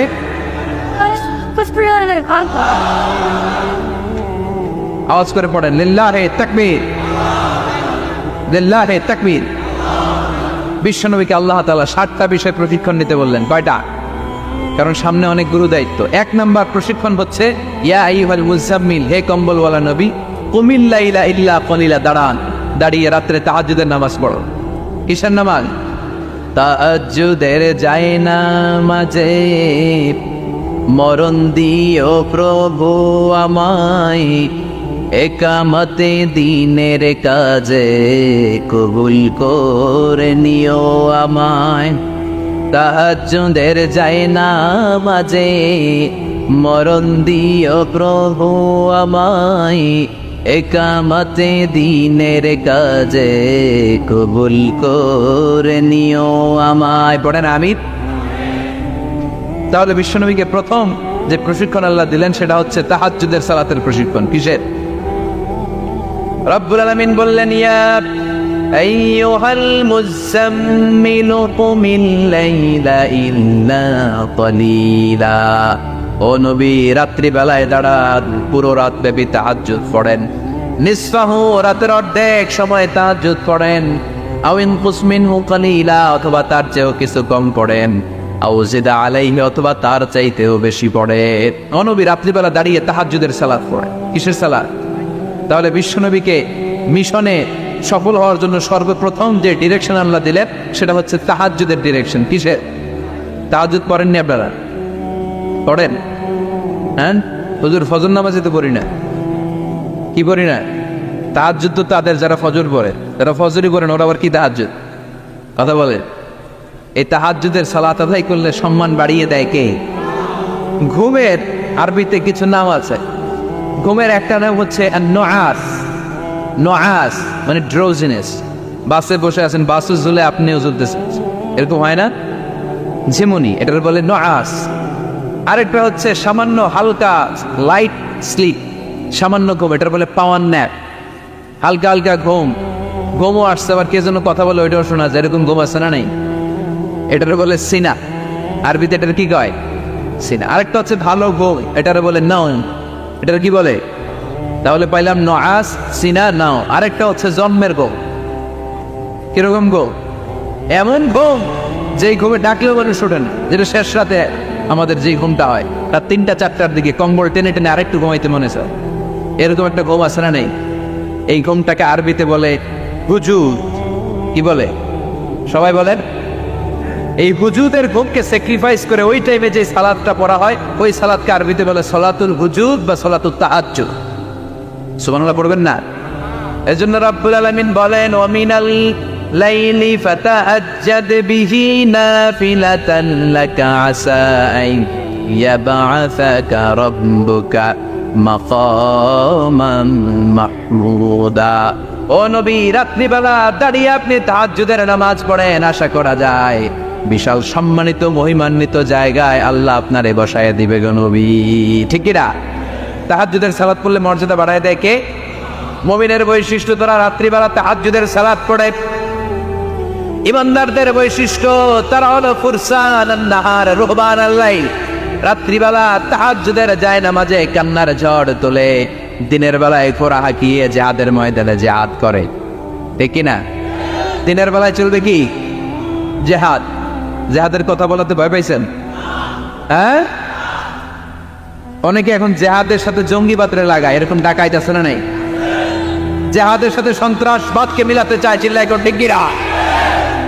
জঙ্গিবাদ আর সন্ত্রাস এক জিনিস, জিহাদ আরেক জিনিস। জিহাদরে ফরজ করছে কে? আর জঙ্গিবাদকে আরাম করেছে কে?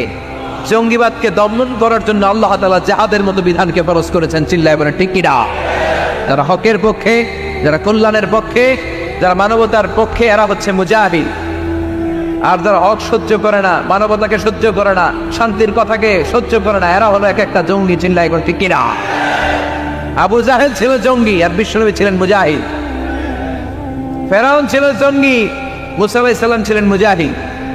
নমরুদ ছিল জঙ্গি, সাইয়েদনা ইব্রাহিম ছিলেন মুজাহিদ। বাংলার জমিনেও যারা হকের কথা বলে তারা হচ্ছে মুজাহিদ, আর যাদের হক সহ্য হয় না, ইসলাম সহ্য হয় না, কোরআন সহ্য হয় না, এরা এক একটা সন্ত্রাস আর জঙ্গি। চিল্লায় কোন ঠিক কিনা? এরা জঙ্গি।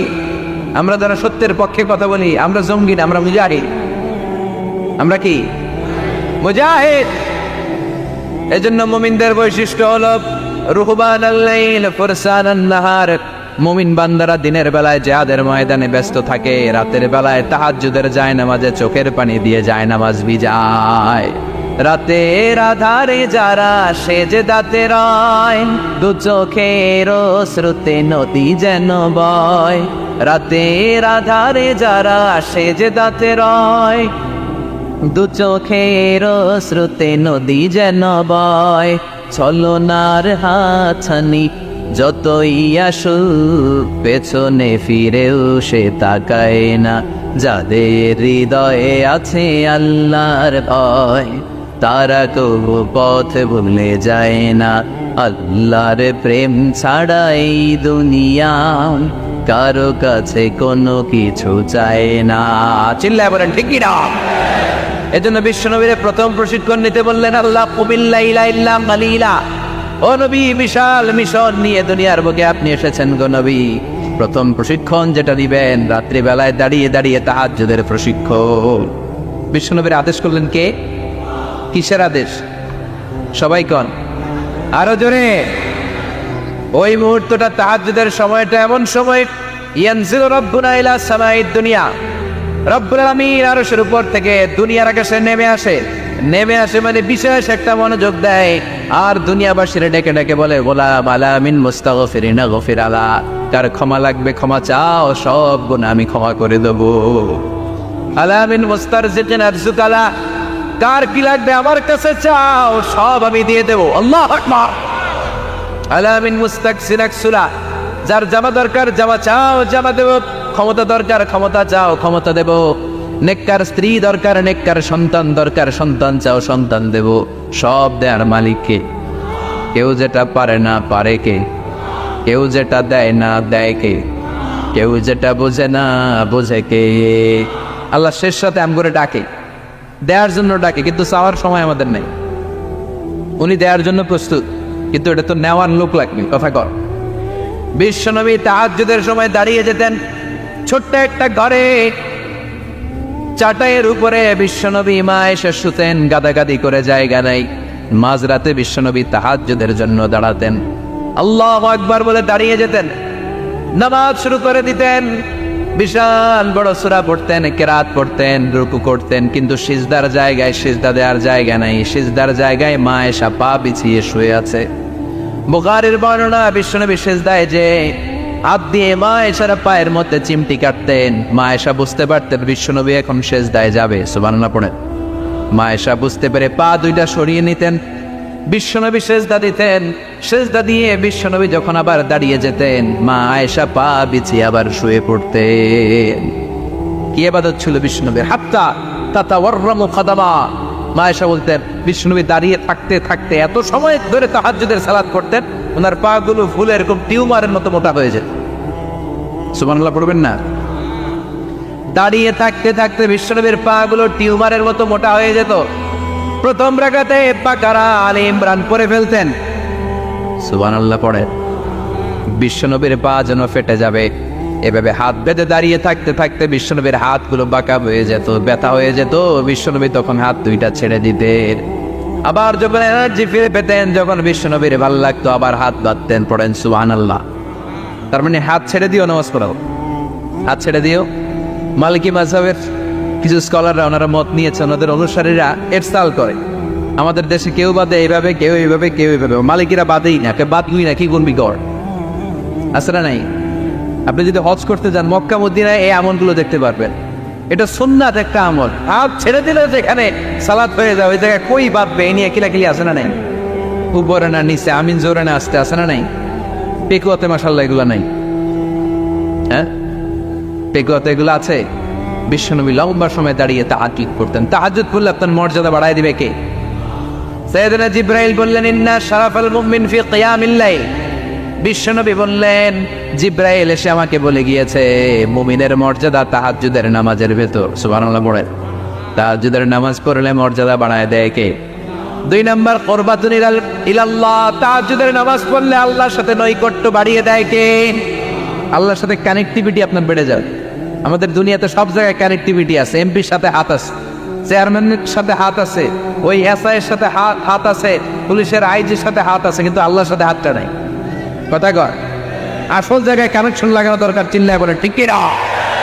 মানলাহুল মাওলা ফালাহুল কুল্লু, যে ব্যক্তি আল্লাহর হয়ে যায় গোটা বিশ্ব তার হয়ে যায়। যে সব জায়গায় যে ধর্ণা দেয় আল্লাহর কাছে ধর্ণা দেয় না, তার কোনো মর্যাদা নাই। আর যে ব্যক্তি সব দিক থেকে মুখ ফিরিয়ে আল্লাহর কাছে যায় গোটা বিশ্বের সবাই তার দিকে তাকিয়ে থাকে। এজন্য সম্পর্কটা লাগাইতে হবে কোন জায়গায়? তার মানে তাহাজ্জুদ বললে মর্যাদা বেড়ে যায়, আল্লাহর সাথে সম্পর্ক বেড়ে যায়। বিশ্বনবী বললেন মানহাতুনা আনিল ইসিম, তাহাজ্জুদের নামাজ পড়লে তাহাজ্জুদের নামাজ আপনারে পাপ কাজ থেকে বাধা দিবে। সুবহানাল্লাহ পড়ে। তাহাজ্জুদ যারা পড়ে এরা পাপ কাজ করে না। চিল্লাই গো ঠিক কি না? 4 নম্বরে মুকাফফিরাতুন লিসাইয়্যাত, পাপ আর অন্যায় যদি কিছু হয়েও থাকে তাহাজ্জুদের নামাজ পড়লে তাহাজ্জুদের নামাজ পাপগুলোরে ধুয়ে মুছে সাফ করে দেয়। এজন্য তাহাজ্জুদ পড়ার দরকার আছে না নাই? বিশ্বনবীরে বললেন আপনার প্রথম প্রশিক্ষণ হচ্ছে তাহাজ্জুদের প্রশিক্ষণ। কিসের প্রশিক্ষণ? এজন্য আল্লাহ বললেন ইয়া আইয়ুহাল মুযাম্মিলু কুমিল লাইলা ইল্লা ক্বালিলা নিসফাহু আও ইনকুস মিনহু ক্বালিলা আও জিদ আলাইহি ওয়া রাত্তিলিল কুরআনা তারতিলা। সুবহানাল্লাহ। 1 নাম্বার প্রশিক্ষণ চলে গেল। 1 নাম্বার প্রশিক্ষণ কি ছিল? তাহাজ্জুদ। আওয়াজ করে বলেন না কি ছিল? 2 নাম্বার প্রশিক্ষণ ওয়ারাত্তিলিল কুরআনা তারতিলা। ও নবী, মন গড়া কোরআন তেলাওয়াত করবেন না, যেমন মন চায় তেমন কোরআন পড়া যায় না। ওয়ারাত্তিলিল কুরআনা তারতিলা, তারতিলের সাথে তাজবিদের সাথে মাখারিজুল হুরুফ মেইনটেইন করে আপনি তারতিলের সাথে তেলাওয়াত করেন। যারা তারতিলের সাথে তেলাওয়াত করেন কিয়ামতের দিন আল্লাহ বলবে ইকরা ওয়ারতাকি ওয়ারাত্তিল কামা কুনতা তুরাত্তিলু ফিদ দুনিয়া। দুনিয়াতে যেমনি পড়েছো পড়ো, যত আয়াত পড়বা জান্নাতের বিল্ডিং তত লম্বা হয়ে যাবে। আল্লাহু আকবার। এরপরে আল্লাহ বললেন ওয়া ইযা রাআউ তিজারাতান আও লাহওয়ান ইনফারিদু ইলাইহা ওয়া তারাকুকা কাইমা কুল মা ইনদাল্লাহি খায়রুম মিনাল লাহবি ওয়া মিনাত তিজারা ওয়াল্লাহু খায়রুর রাযিকিন। ও নবী, ওরা যখন ব্যবসার কাফেলা দেখে আপনারে রেখে দিয়ে ওরা চলে যায়, ওদেরকে বলেন ওই ব্যবসার চেয়ে আল্লাহর দাম, আল্লাহর মর্যাদা সবচাইতে বেশি। দুনিয়ার কেউ তোমাদের দারিদ্রতা দূর করতে পারবে না, একজন ছাড়া। চিনলে বলেন তিনি কে? এই আয়াত নাজিলের একটা ব্যাকগ্রাউন্ড আছে, একটু মনোযোগ দিয়ে শুনতে হবে। বেটনগরের ভাইয়েরা মনোযোগ আছে? বিশ্বনবী ইসলাম যখন মদিনায় গেলেন তখন এই সূরাটা নাজিল হয়েছে। আমরা জানি এটা মাদানী সূরা। মদিনায় তখন দুর্ভিক্ষ, ঘরে খাবার নাই, মানুষের পেটে দানা পানি নাই, ওটের উলানে দুধ নাই, বাজারে জিনিসপত্রের চড়া দাও। কি করবে মদিনার লোকের? খাওয়ার কিছু নাই। মদিনা থেকে একটা কাফেলা শাম দেশে রওনা হলো, যে শাম দুজন কিছু অল্প দামে জিনিসপত্র কিনবে আর জানে তারা গেল। তারা পণ্য নিয়ে যেদিন ফিরে আসলো ওই দিনটা ছিল জুমাবার। কিবার বিষ্ণু ইসলাম তখন জুমার খুতবা দিচ্ছিলেন। তখন জুমার খুতবা এখনকার সময়ের মতো নামাজের আগে ছিল না, ঈদের নামাজের মতো নামাজের পরে ছিল। কখন ছিল? নামাজের পরে। জুমার নামাজ শেষ, সাহাবীরা বিশ্বনবীর খুতবা শুনছে মসজিদে নববীতে বসে বসে। In the mean time Kafela Medina শহরের মধ্যে ঢুকে গেল। কাফেলার দায়িত্বশীলরা তবলা বাজাতে শুরু করলো, ঘন্টা বাজাতে শুরু করলো। তখনকার সময়ে কোনো কাফেলা যখন পণ্য নিয়ে মালামাল নিয়ে কোনো শহরে ঢুকেই শহরের মাঝ বরাবর যে তারা তবলা আর ঘন্টা বাজিয়ে যাতে করে এলাকার লোকেরা বুঝে কাফেলার পণ্য এসেছে, যার যা লাগবে কিনে আন। বিশ্বনবীর মসজিদে নববীর মিম্বারে দাঁড়িয়ে জুমার খুতবা দিচ্ছেন। সাহাবারা ওই কাফেলার ঘন্টা বাজানোর ধ্বনি শুনতে পেল, তবলা বাজানোর ধামধাম শব্দ শুনতে পেল, আর মনে মনে ভাবলো হায় হায়, বিশ্বনবীর জুমার খুতবা পুরোটাই শোনার জন্য যদি বসে থাকি কাফেলার সব মালামাল বিক্রি হয়ে যাবে, আমরা কি কিনবো? কাজ করি, নামাজ শেষ। কিসে কিসে কারণ তখন পর্যন্ত আগে হয়তো জুমার নামাজ, পরে হয়তো খুতবা ঈদের স্টাইলে। বুঝতে পেরেছেন?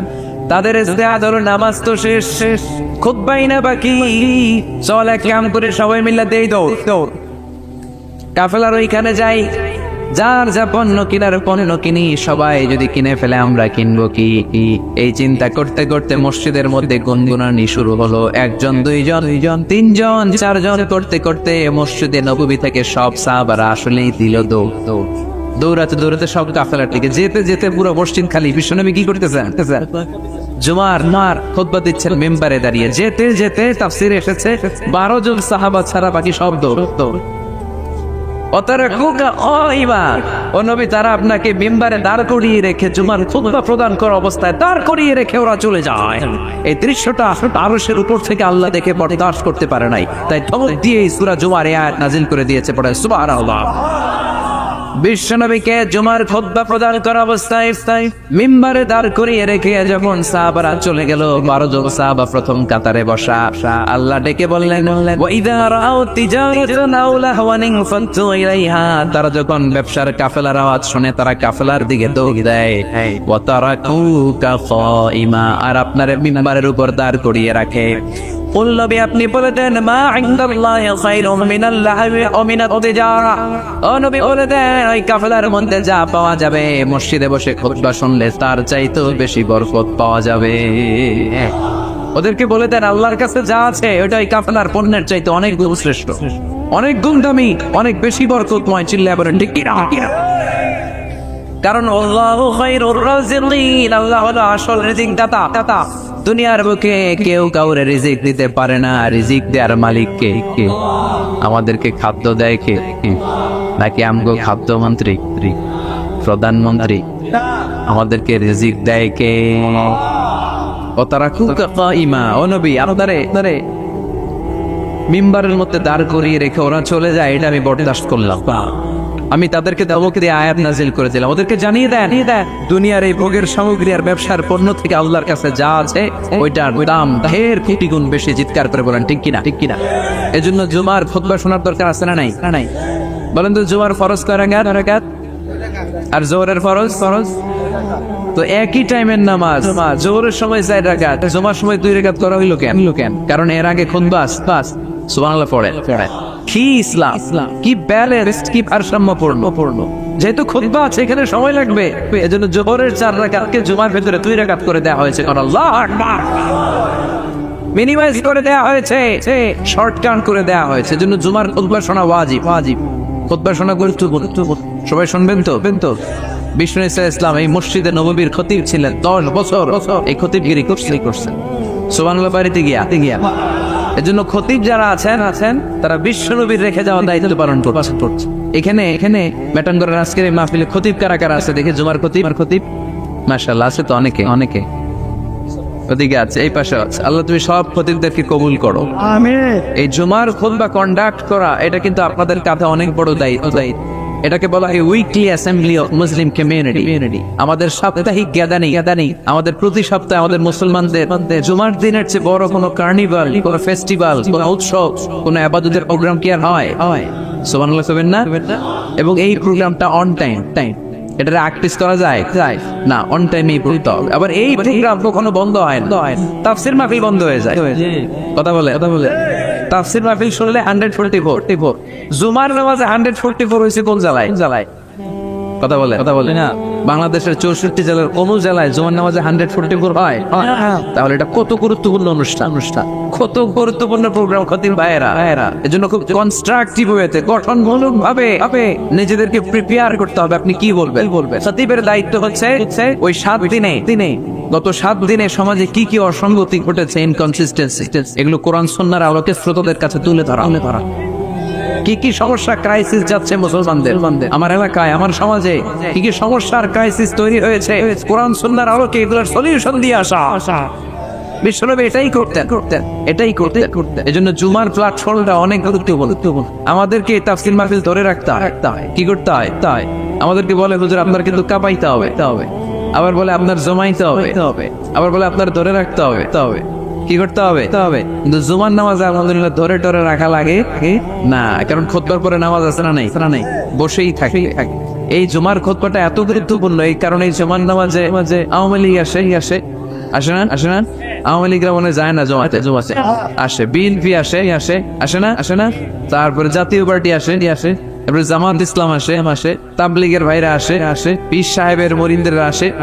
যত দল মত বাংলাদেশে হতে পারে সব দল মতের লোকেরা জুমার দিনে মসজিদের ভেতরে হাজির আছে না নাই? এজন্য এটা অনেক গুরুত্বপূর্ণ। বিশ্বনবী নিজে মসজিদে নববীতে কাউকে এই দায়িত্বটা দেয় নাই, নিজে মিম্বারে দাঁড়িয়ে 10টি বছর খুতবা প্রদান করেছেন। সুবহানাল্লাহ। বিশ্বনবী মসজিদে নববীর মিম্বারে দাঁড়িয়ে খুতবা দিচ্ছেন, হঠাৎ বিশ্বনবীর কলিজার টুকরা, বিশ্বনবীর সুগন্ধি হাসান আর হুসাইন রাদিয়াল্লাহু তাআলা আনহুমা ঘর থেকে বের হয়ে সাহাবাদের কাতারের সামনে দিয়ে দৌড়াদৌড়ি শুরু করে দিয়েছে। আমরা অনেক সময় বাচ্চাদেরকে দৌড়াদৌড়ি করতে দেখলে রেগে যায়, ম্যাটন ঘরে আলহামদুলিল্লাহ এই ঝামেলা নাই। আপনাদের এই সমস্যা এগুলো করবেন না। বাচ্চাদেরকে মসজিদে আসতে দিবেন, ওরা একটু লাফালাফি দুষ্টামি চিল্লাচিল্লি করবে, আর ওরা চিল্লাচিল্লি করলেই ভালো লাগে, ঠিক কিনা? বাচ্চা লাফ না দিয়ে 80 বছরের বুড়া যদি লাফ দেয় ভালো লাগবে দেখতে? তো ওরাই তো লাফ দিবে, লাফালাফি করবে, চিৎকার চেঁচামেচি। বাচ্চাদেরকে মসজিদে নিয়ে আসবে। তুরস্কের অনেক মসজিদের মধ্যে ফেস্টুন দিয়ে লেখা থাকে সালাত চলা অবস্থায় পেছনে যদি বাচ্চাদের কিচিমিচি চিৎকার আর চেঁচামেচির আওয়াজ শুনতে না পাও তাহলে ভবিষ্যৎ প্রজন্ম নিয়ে তোমাদেরকে ভয়ে থাকতে হবে। পিছনে যদি জামাত চলাকালীন কোনো চিৎকার চেঁচামেচি আওয়াজ নাই, তার মানে বুঝতে হবে নেক্সট জেনারেশন এগুলো নামাজে হচ্ছে না।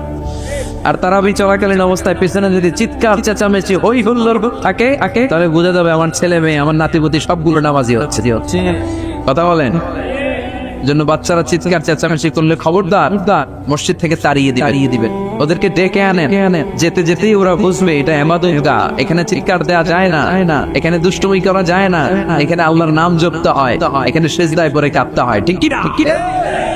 বিশ্বনবী মসজিদে নববীর মিম্বারে দাঁড়িয়ে জুমার খুতবা দিচ্ছেন। বিশ্বনবীর কলিজার টুকরা হাসান হুসাইন দুইজন মিলে কাতারের মাঝখানে দৌড়াদৌড়ি করছে। সাহাবাদের কারো ঘাড়ের মধ্যে ধাক্কা দেয়, কারো টুপি ধরে টান দেয়, কারো পাগড়ি ধরে টান মারে। বিশ্বনবী মিম্বারের উপর দাঁড়িয়ে দেখে, বিশ্বনবী খুতবা দিতে এই দৃশ্য দেখে খুতবা থামিয়ে দিলেন। খুতবা ওই জায়গায় স্টপ করে নিজে মেম্বার থেকে নামলেন, নেমে দুই নাতিরে ধরলেন ধরে মিম্বারের উপরে নিয়ে আসলেন, এনে হাসানকে ডান হাতে হুসাইনকে বাঁ হাতে রেখে দুইজনকে এইভাবে হ্যান্ডকাফ পরাইয়া বাকি খুতবা কমপ্লিট করেছেন সুবহানাল্লাহ। এজন্য বাচ্চাদেরকে মসজিদ থেকে তাড়াই দিবেন কোনদিন। আবার বিশ্বনবী একবার জুমার খুতবা দিচ্ছেন। বিশ্বনবী দেখলেন এক সাহাবী খুতবা চলাকালীন মসজিদের মধ্যে ঢুকেই মসজিদে বসে পড়েছে। বিশ্বনবী ডাকলেন, বললেন দাঁড়াও। সাহাবী দাঁড়ালেন। বিশ্বনবী বললেন 2 রাকাত পড়েছো নাকি?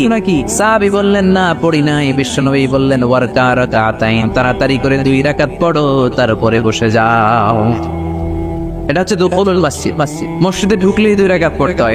এটা কি খুতবা চলে না কি চলে এটা দেখার বিষয় না, আপনি পড়বেন। এটা হচ্ছে সবচেয়ে স্ট্রং মত। হ্যাঁ, হানাফি স্কুল অফ থটে আরেকটা মতকে প্রমোট করা হয়, সেটা হচ্ছে আপনি ঢুকেই পড়বেন কিন্তু খুতবা চলাকালীন পড়বেন না, কারণ খুতবা ওয়াজিব। খুতবাও কি ওয়াজিব, আগে পরে করে এটা আপনি পড়ে নেবেন। এজন্য যেই মতটা আপনাদের কাছে শক্তিশালী লাগে আপনারা পালন করেন, কিন্তু কিলাকিলি করা যাবে না। আবার বিশ্বনবী মসজিদে নববীর মিম্বারের মধ্যে দাঁড়িয়ে খুতবা দিচ্ছেন। এক সাহাবী এসে বলে, নবী মদিনার মধ্যে খরা দুর্ভিক্ষ, মদিনাতে কোনো বৃষ্টি নাই, আপনি বৃষ্টির দোয়া করেন। বিশ্বনবী খুতবার নিরবিচ্ছিন্নতাকে ভঙ্গ করে সাথে বৃষ্টির দোয়া শুরু করে দিলেন। হাত তুল এইভাবে ওরা হাত তোলার দলিল খুঁজে পায় না। ওরা হাত তোলার দলিল খুঁজে পায় না। ইজা সাআলতুমুল্লাহ, বিষ্ণু বলেছে ইজা সাআলতুমুল্লাহ ফাসআলুহু বিবুতুনি আকুফিকুম, আল্লাহর কাছে যখন চাইবা হাতের তালুগুলার এরকম উপরের দিকে করে আল্লাহর কাছে চাও। বিশ্বনবী আরাফাতের ময়দানে এরকম দোয়া করতে হাত এত উপরে তুলেছেন, সাহাবারা বর্ণনা করছেন হাত্তা ইউরা বায়াদু ইবিতাইহি, বিশ্বনবী ইজার আর রেদার মাঝখান দিয়ে এখানে মোগলের শুভ্রতা আমরা দেখতে পেয়েছি। সুবহানাল্লাহ। চাদরের মাঝখান দিয়ে বিশ্বনবীর হাত এত উপরে উঠে গিয়েছে, বগলের মাঝখানে সাদা শুভ্রতা আমরা দেখতে পেয়েছি। সাহাবী বলেন, ইয়া রাসূলুল্লাহ বৃষ্টি হয় না, একটু দোয়া করেন না। বৃষ্টি নাই। খরা দুর্ভিক্ষ, বিশ্বনবী খুতবা থামিয়ে দিয়ে হাতে হাত তুলতে তুলতে এইরকম আর বললেন আল্লাহুম্মা সকিনা আল্লাহুম্মা সকিনা আল্লাহুম্মা সকিনা। এটা হচ্ছে বৃষ্টির দোয়া। বিশ্বনবী মেঘ দেখলেই পড়ছেন আল্লাহুম্মা সাইয়িবান নাফিআ।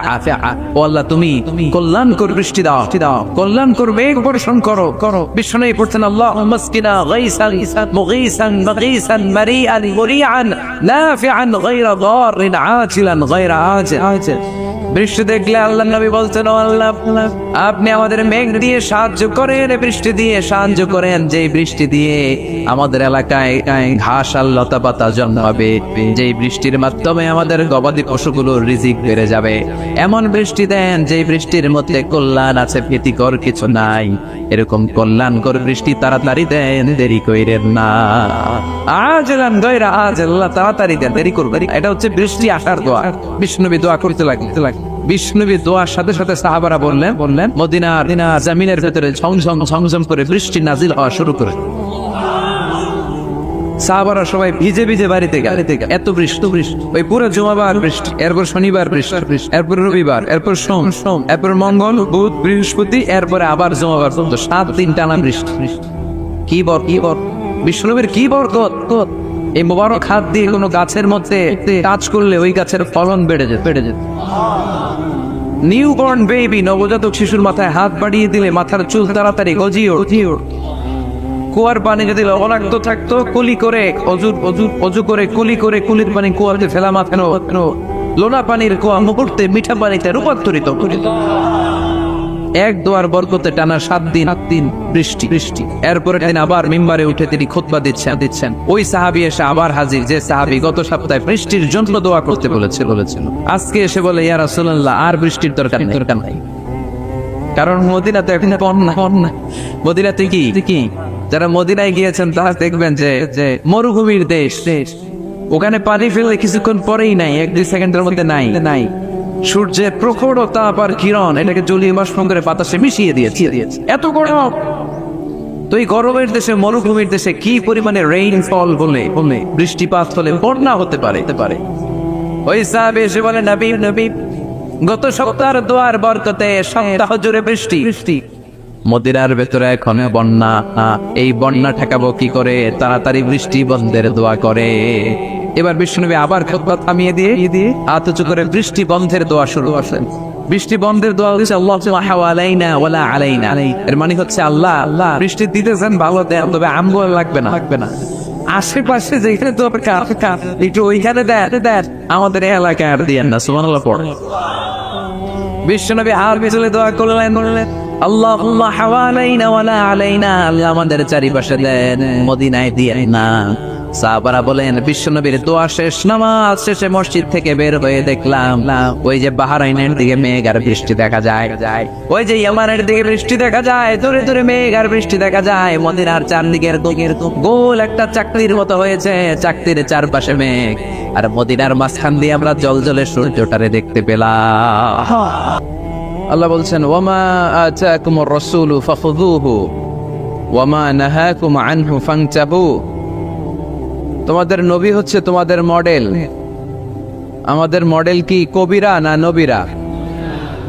আমাদের মডেল কি নায়ক নায়িকারা না নবীরা?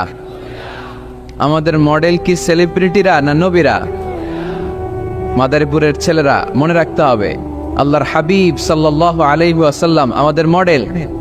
তিনি আমাদের কি? তার চেয়ে শ্রেষ্ঠ মানুষ পৃথিবীতে হতে পারে? তার চেয়ে ভালো মানুষ পৃথিবীতে হতে পারে? তার চেয়ে বিশ্বস্ত সত্তা কেউ হতে পারে? সে কোন বন্ধু বলো বেশি বিশ্বস্ত? সে কোন বন্ধু বলো বড় বিশ্বস্ত? কার কাছে মন খুলে দেয়া যায়, কার কাছে প্রাণ খুলে দেয়া যায়, হওয়া যায় অতি আশ্বস্ত। তার নাম আহমদ বড় বিশ্বস্ত। ঠিক কিনা? আমার হাবিব আমার সবচেয়ে বিশ্বস্ত। তার উপর বিশ্বাস স্থাপন করা যায়, তার উপর ট্রাস্ট করা যায়, কারণ জীবনে কোনোদিন একটা মিথ্যা কথাও তিনি বলেন, জীবনে কোনোদিন কারো অন্তরে তিনি আঘাত দেন, জীবনে কোনোদিন কারো ক্ষতি করা তো দূরের কথা, ক্ষতির চিন্তাও হৃদয়ে আনেন। তাই মডেল হলে এই লোকটাই হওয়া দরকার, ঠিক কিনা? In the long history of the world, there is no instance of magnanimity and forgiveness which was showed by Muhammad sallallahu alayhi wasallam when all of his enemies laid under his feet and he forgave them one and all. পৃথিবীর ইতিহাসে ক্ষমার নজির এরকম কেউ দেখাতে পারে নাই যেটা দেখিয়েছে মুহাম্মদ সাল্লাল্লাহু আলাইহি ওয়াসাল্লাম। তাকে মারার জন্য যারা ষড়যন্ত্র করেছে তাদেরকে পায়ের তলায় পেয়ে তিনি পা দিয়ে পিষে ফেলেন নাই, শেষ করে দেন নাই, তিনি তাদেরকে ক্ষমা করে দিয়েছেন। আল্লাহ রাসূলের একটা পদ্ধতি ছিল, তিনি বদলা নিতেন না, তিনি বদলে দিতেন। আমরা কি বদলা নেব নাকি বদলে দিব? মাদারীপুরের ভাইয়েরা এই কথাটা আস্তে মুখস্থ করে নিয়ে যাবেন। আমরা কখনো বদলা নেই না, আমরা আমাদের আচরণ ভালোবাসা দিয়ে গোটা সমাজকে বদলে দেই, ঠিক কিনা? যুগ জামানা পাল্টে দিতে চাই না অনেকজন। এক মানুষই আনতে পারে জাতির জাগরণ, এক মানুষই বিপদকালে বাঁচায় কাফেলায়, ক্ষুদ্র ডিঙ্গি বাঁচায় জাহাজ অসীম দরিয়ায়। এজন্য সমাজ পরিবর্তনের জন্য হাজার হাজার লোক দরকার নেই, একটা ওমরের দরকার। কয়টা ওমরের দরকার? একটা ওমরই গোটা বিশ্বকে সোজা করে ফেলবে, ঠিক কিনা? এজন্য আল্লাহর হাবিব ছিলেন তেমন একজন মানুষ যিনি গোটা বিশ্বকে সভ্যতা ভালোবাসা দিয়ে আলিঙ্গন করেছেন। ওনাকে মারার জন্য যারা ষড়যন্ত্র করেছে তাদের জন্য তিনি বুক পেতে দিয়েছেন। As a father, as a teacher, as a commander, as a lawgiver, as a lawmaker, as a reformer of the society, as a messenger, Muhammad is the superman of the world. স্বামী হিসেবে, বাবা হিসেবে, মানুষ হিসেবে, নেতা হিসেবে, নবী হিসেবে তিনি গোটা বিশ্বের জন্য একজন সুপারম্যান। যার পরশ পেলে, যার সোনালী পরশ পেলে কাফেরগুলো কালিমা পড়ে মুসলমান হয়ে যায়, যার নুরানি চেহারা দেখলে নাস্তিকগুলো মুহূর্তেই আস্তিক হয়ে যায়, যার কণ্ঠের সুমধুর ঝংকারের তেলাওয়াত শুনলে মানুষগুলো পাগল পাড়া হয়ে যায়। এজন্য মডেল হলে তিনি আমাদের মডেল। শাহরুখ খান, আমির খান, সালমান খান, কোনো ক্রিকেটার, কোনো নায়ক নায়িকা, গায়ক গায়িকা, সেলিব্রিটি আমাদের মডেল নয়। আমাদের মডেল হচ্ছে মুহাম্মদ সাল্লাল্লাহু, আমাদের সেলিব্রিটি হচ্ছে মুহাম্মদ সাল্লাল্লাহু। We are the follower of Muhammad. We are the fan club of Muhammad. আমরা সবাই আল্লাহর হাবিব মুহাম্মদ সাল্লাল্লাহু আলাইহি ওয়াসাল্লামের ফ্যান। আমরা সবাই আল্লাহর হাবিব মুহাম্মদ সাল্লাল্লাহু আলাইহি ওয়াসাল্লামের ফলোয়ার, ঠিক কিনা? ওনার ফলোয়ার হয়েই আমরা শেষ নিঃশ্বাস ত্যাগ করতে চাই। পৃথিবীর কোন শক্তি ওনার প্রতি ভালোবাসা, আস্থা আর বিশ্বাস আমাদের অন্তর থেকে 1 ইঞ্চিও কমাতে পারবে না। উনি জানিয়ে এসেছেন এতে কল্যাণ, এতে বরকত। এজন্য আল্লাহ একটা গাইডলাইন দিলেন আমাদেরকে, বললেন ওয়ামা আতাকুমুর রাসূলু ফাখুযুহু ওয়ামা নাহাকুম আনহু ফান্তাহু। তোমাদের হাবিব যাদেরকে তোমরা ফলো করো, তোমাদের প্রিয় নবী, দ্য লাস্ট মেসেঞ্জার মুহাম্মদ সাল্লাল্লাহু আলাইহি ওয়াসাল্লাম, তিনি হচ্ছেন তোমাদের মডেল। তাই তিনি যা নিয়ে এসেছেন সেটা ধরো, আর তিনি যা নিষেধ করেছেন সেটা ছাড়ো। কথাটা কার? আমি প্রশ্ন করি, আপনারা উত্তর দেন। আল্লাহর হাবিব যা নিয়ে এসেছেন সেটা ধরো, সেটা কি? আর তিনি যা নিষেধ করেছেন সেটা ছাড়ো। Whatever he brings with, take it. Whatever he forbids, abstain from it. যা তিনি নিয়ে এসেছেন ধরো, যা তিনি নিষেধ করেছেন ছাড়ো। তিনি আমাদের মডেল। তার ভালোবাসা যদি অন্তরে থাকে, আমাদের ভালোবাসবে কে? তাকে যদি অনুসরণ করি, আল্লাহর ভালোবাসা আমাদের জন্য আছে না নাই? এজন্য রাব্বুল আলামিন বলেন, কুল ইন কুনতুম তুহিব্বুনাল্লাহা ফাত্তাবিউনি ইউহিব্বুকুমুল্লাহ ওয়া ইয়াগফির লাকুম যুনুবাকুম ওয়াল্লাহু গফুরুর রহিম। আল্লাহকে যে পাইতে চায়, হযরতকে ভালোবেসে, আরশ কুরসি লৌহ কালাম না চাইতে পেয়েছে সে। ঠিক কিনা? রসুল নামে রশি ধরে যেতে হবে আল্লাহর ঘরে, নদী তরঙ্গে যে পড়েছে ভাই দরিয়াতে সে আপনি মেশে, হযরতের অনুসরণে আরশ কুরসি লৌহ কালাম না চাইতে পেয়েছে সে। ঠিক কিনা?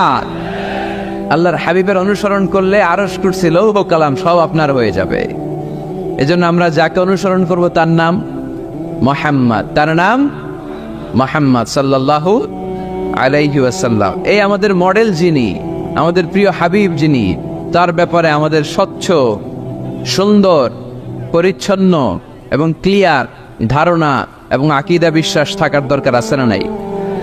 আজকের এই চমৎকার সকালে আমরা আমাদের প্রিয় হাবিব আল্লাহ রাসূল সাল্লাল্লাহু আলাইহি সাল্লামের সম্পর্কে কোরআন কি বলেছে সেটা জানার চেষ্টা করব ইনশাআল্লাহ। বলেন এবং এই কথাগুলো অন্যদের কাছে পৌঁছে দেওয়ার চেষ্টা করবেন।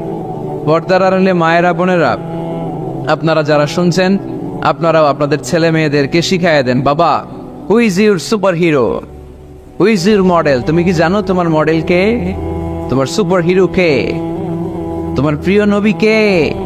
বাচ্চাদেরকে এই গল্পগুলো শোনাবেন। বাচ্চাদেরকে এখন থেকে বিষ্ণু ইসা ইসলামের ফ্যান বানায় দিতে হবে, আল্লাহর হাবিবের ফলোয়ার বানায় দিতে হবে, যাতে করে পাহাড় সম কোনো বাধা বিপত্তি আসলেও বিশ্বনবীর ভালোবাসার ব্যাপারে আমাদের প্রজন্ম এক বিন্দুও ছাড় দেয় না। চিল্লা এখন ঠিক কিনা? আমরা এই আল্লাহর কিতাব কালামুল্লাহ মাজিদের আলোকে জানবো যে কালামুল্লাহ মাজিদ কিভাবে আমাদের এই মডেল, আমাদের প্রিয় নবীর পরিচয় দিয়েছে।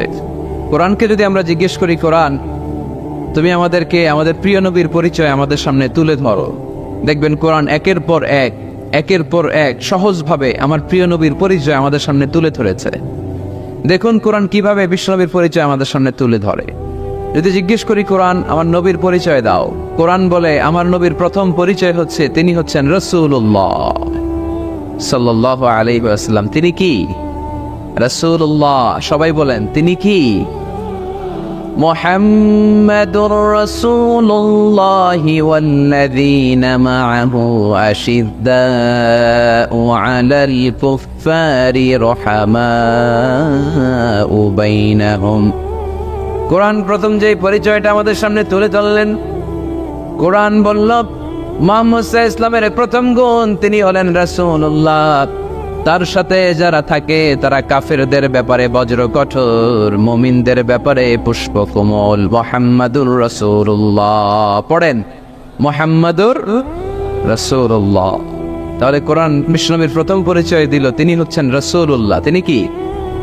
আল্লাহর রাসূল, আল্লাহর বাণীবাহক, আল্লাহর বার্তাবাহক, আল্লাহর বার্তা, আল্লাহর মেসেজ, আল্লাহর বাণীকে তিনি আমাদের কাছে পৌঁছে দেন। ঠিক কিনা? এবং কোরআন এটাও জানান দিল যে এর চেয়ে বড় দামি টাইটেল পৃথিবীতে নাই। আছে? রাসূলুল্লাহর চেয়ে বড় টাইটেল আছে? আপনি চেয়ারম্যান বলেন, এমপি বলেন, বড় বিজনেস ম্যাগনেট বলেন, সিআইপি বলেন, ভিআইপি বলেন, এটা কি রাসূলুল্লাহর চেয়ে বড় টাইটেল? সবচেয়ে বড় টাইটেল রাসূলুল্লাহ। এর কারণ কেউ চাইলে রাসূলুল্লাহ হতে পারে না। আমরা সবাই মিলে যদি একজনের ভোট দিয়ে মাদারীপুরে আল্লাহ রাসূল বানাইতে যাই, উনি তো রাসূল হয়ে যাবে, তাই না? আমরা সবাই ভোট দিলে হবে না? আচ্ছা, জিন জাতিরা যদি আমাদের সাথে একাত্মতা ঘোষণা করে যে আমরাও দিলাম, জিনেরাও দিল, ফেরেশতারাও যদি ভোট দেয়, সাপোর্ট দিল যে আমরাও সাপোর্ট দিলাম, তুমি রাসূল ভোট দিলাম, হবে? কারণ রাসূল কখনো ইলেকশনে হয় না, রাসূল হয় সিলেকশনে। সিলেক্ট করেন কে? আল্লাহু আ'লামু হাইসু ইয়াজআলু রিসালাতাহু। আল্লাহই ভালো জানেন কাকে যিনি রাসূল বানাবেন। তাই আল্লাহর রাসূল এটা হচ্ছে আমার নবীর এক নাম্বার টাইটেল। সুবহানাল্লাহ পড়ে। তবে তিনি নিজেকে রাসূল বলার আগে আল্লাহর দাস বা গোলাম বলে পরিচয় দিতেন, আউট অফ হাম্বলনেস। কি বিনয়! বিনয় কাকে বলে শিখে নেন। আমাদের মধ্যে এখন বিনয়ের বড্ড অভাব। রাজনৈতিক ব্যক্তিবর্গ বলেন, সামাজিক ব্যক্তিবর্গ বলেন, প্রগতিশীল বলে যারা নিজেদেরকে দাবি করে তাদের কথা বলেন, সুশীল সমাজের কথা বলেন, কিংবা আলেম সমাজের কথা বলেন, আমাদের সবচেয়ে যে অভাব এই বাংলাদেশে সেটা হচ্ছে বিনয়ের অভাব। কেউ কাউরে শ্রদ্ধা করি না। মিউচুয়াল রেসপেক্ট বলতে যে বিষয়টা, এটা নাই। একে অপরের গালাগালি, তুই ভারতপন্থী, তুই ভারতের দালাল, এখন ও গালি দেয়, তাহলে তুই পাকিস্তানপন্থী, তুই পাকিস্তানের দালাল। এখন আমার প্রশ্ন হচ্ছে, তাইলে বাংলাদেশপন্থী আর বাংলাদেশের দালাল কে? আমরা সাধারণ জনগণ বাংলাদেশের দালাল। আমরা সবাই বাংলাদেশপন্থী, চিল্লায় বলেন ঠিক কিনা? আমরা যতদিন থাকবো এর হৃদয়ে লাল সবুজের পতাকা ধারণ করে বাংলাদেশের পক্ষ নিতে চাই। সবার আগে বাংলাদেশ, সবার আগে কি? আমার বাংলাদেশ। তো এই জন্য এই মিউচুয়াল রেসপেক্টটা নাই, শ্রদ্ধাবোধ নাই। আমি মাদারীপুরের এই বিশাল জনসমুদ্রের কাছে বিনয়ের সাথে এই মেসেজটুকু ড্রপ করতে চাই। প্রিয় ভাইয়েরা, আসুন দেশের স্বার্থে, দশের স্বার্থে আমরা বিনয়ী হই। আমরা ভিন্ন মতকে শ্রদ্ধা করতে শিখি। সবাই আমার মতেরই হইতে হবে, সবাই আমার দলেরই হইতে হবে, এটা কোনো কথা না। বৈচিত্র্য থাকবে, বৈচিত্র্যের মাঝেই আমাদেরকে ঐক্য খুঁজে নিতে হবে, ঠিক কিনা? আমাদেরকে প্রচন্ড একটা সিন্ডিকেট করতে হবে, ঐক্যের সিন্ডিকেট, চিল্লায় বলেন ঠিক কিনা? যাতে করে কোনো পরাশক্তি এই ঐক্যের সিন্ডিকেটকে ভেঙে দিতে না পারে। এটা সম্ভব যদি আমাদের পারস্পরিক সমঝোতা থাকে, বিনয় থাকে। আল্লাহর হাবিব কতটা বিনয়ী ছিলেন, আউট অফ হাম্বলনেস, বিনয়ের কারণে। উনি যে রাসূল, এটা আমি আল্লাহর গোলাম। পরে বলতেন রাসূল, তিনি নিজের পরিচয় এভাবে দিতেন, ইন্নী আব্দুল্লাহি ওয়া রাসূলু, নিশ্চয়ই আমি আল্লাহর আব্দ বা গোলাম, তারপরে আমি আল্লাহর রাসূল। সুবহানাল্লাহ পড়েন। আল্লাহর হাবিব যখন আল্লাহর কাছে দোয়া করতেন, এতটা বিনয়ী হয়ে দোয়া করতেন, আল্লাহর হাবিব বলতেন, আল্লাহুম্মা ইন্নী আবদুক ওয়াবনু আবদিক ওয়াবনু আমাতিক। আল্লাহ, আমি আপনার গোলাম, শুধু আমি আপনার গোলাম নই, আমি গোলামের ঘরের গোলাম। আমি শুধু গোলাম না, আমি গোলামের ঘরের গোলাম, আমি বান্দির ঘরের গোলাম। আমার বাবা আব্দুল্লাহ আপনার গোলাম, আমার দাদা আব্দুল মুত্তালিবও আপনার গোলাম, আমার মা আমিনা আপনার গোলাম, আমার নানাও আপনার গোলাম, ঠিক কিনা? আমরা গোলামের ঘরের গোলাম। যিনি পৃথিবীর সর্বশ্রেষ্ঠ, তার চেয়ে শ্রেষ্ঠত্বের মানদণ্ডে কেউ উঁচু হতে পারে না। যিনি রাসূলুল্লাহ, যিনি হাবিবুল্লাহ। আল্লাহ এই হাবিবুল্লাহ টাইটেল কাউরে দেন। সর্বোচ্চ যে টাইটেল একজনকে দিয়েছেন সেটা হচ্ছে খলিলুল্লাহ। কোন নবীকে? ইব্রাহিম আলাইহিস সালামকে দিয়েছেন খলিলুল্লাহ, আর প্রিয় নবীকে দিয়েছেন হাবিবুল্লাহ। হাবিব মানেও বন্ধু, খলিল মানেও বন্ধু। কিন্তু খলিল মানে এমন বন্ধু যেই বন্ধু আল্লাহকে খুশি করার জন্য কাজ করে, আর হাবিব মানে এমন বন্ধু যেই বন্ধুরে খুশি রাখার জন্য স্বয়ং আল্লাহ নিজেই কাজ করে। তিনি হাবিবুল্লাহ। এত মর্যাদার অধিকারী হয়েও আগে নিজের পরিচয় দিতেন, ইন্নী আব্দুল্লাহি ওয়া রাসূলুহু, আমি আল্লাহর দাস, আমি আল্লাহর গোলাম, গোলামের ঘরের গোলাম। আল্লাহর হাবিব নিজেকে এত ছোট করেন, আর আমরা খালি দাপট দেখাই, আমার এলাকা, আমার টাকা, আমার পয়সা, সব আমার, সব আমি খেয়ে ফেলাম। 2 প্লেটের বেশি ভাত খেতে পারে না, উনি সব খেয়ে ফেলাবে, সব লাগবে ওনার। এগুলো কপাল পোড়া, ঠিক কিনা? তাহলে আল্লাহর হাবিবের জীবনের 2টা ডাইমেনশন। এক ডাইমেনশনে তিনি আল্লাহর গোলাম, আরেক ডাইমেনশনে তিনি রাসূলুল্লাহ। তিনি কি? এজন্য কোরআন বলল, ওয়ামা মুহাম্মাদুন ইল্লা রাসূলুন ক্বাদ খালাত মিন ক্বাবলিহির রাসূল। মুহাম্মদ সাল্লাল্লাহু আলাইহি ওয়াসাল্লাম রাসূল ছাড়া অন্য কিছু নন। ওনার আগে দুনিয়ার বুকে এরকম অনেক রাসূল দুনিয়ায় এসেছে, আবার চলে গিয়েছে। ওনার আসল পরিচয় হলো উনি আল্লাহর রাসূল। সুবহানাল্লাহ পড়েন। মাদারীপুরের ভাইরা, তাহলে আমরা কোরআনের আলোকে জেনে গেলাম আমার প্রিয় নবীর প্রথম পরিচয় তিনি রাসূলুল্লাহ। আওয়াজ করে বলেন, ওনার প্রথম পরিচয় রাসূলুল্লাহ সাল্লাল্লাহু আলাইহি সাল্লাম। এরপর কোরআনকে যদি জিজ্ঞেস করি তারপরের পরিচয়টা কি, বুঝলাম উনি নবী, উনি রাসূল। ওনার দ্বিতীয় পরিচয় কোরআন বলছে উনি শুধু রাসূল নন, উনি শেষ রাসূল, খাতামুন নবিয়্যিন। প্রথমে জানলাম রাসূল, এরপর কোরআন জানায় শুধু রাসূল না, উনি শেষ রাসূল। সুবহানাল্লাহ পড়েন। মা কানা মুহাম্মাদুন আবা আহাদিম মির রিজালিকুম ওয়ালাকিন রাসূলুল্লাহি ওয়া খাতামান নাবিয়্যিন। মা মুসা ইসলাম তোমাদের কোন ছেলেদের পিতা না, তিনি হলেন আল্লাহর রাসূল, তিনি হলেন খাতামুন নবীন। নবী আসার যে ধারাবাহিকতা সাইয়েদনা আদম থেকে শুরু হয়েছিল, বিশ্বনবীকে পাঠানোর মাধ্যমে এই ধারাবাহিকতা চিরকালের জন্য আল্লাহ বন্ধ করে দিলেন। তিনি শেষ রাসূল, তারপরে কোনো রাসূল আছে? যদি কেউ দাবি করে বন্ড, ঠিক কিনা?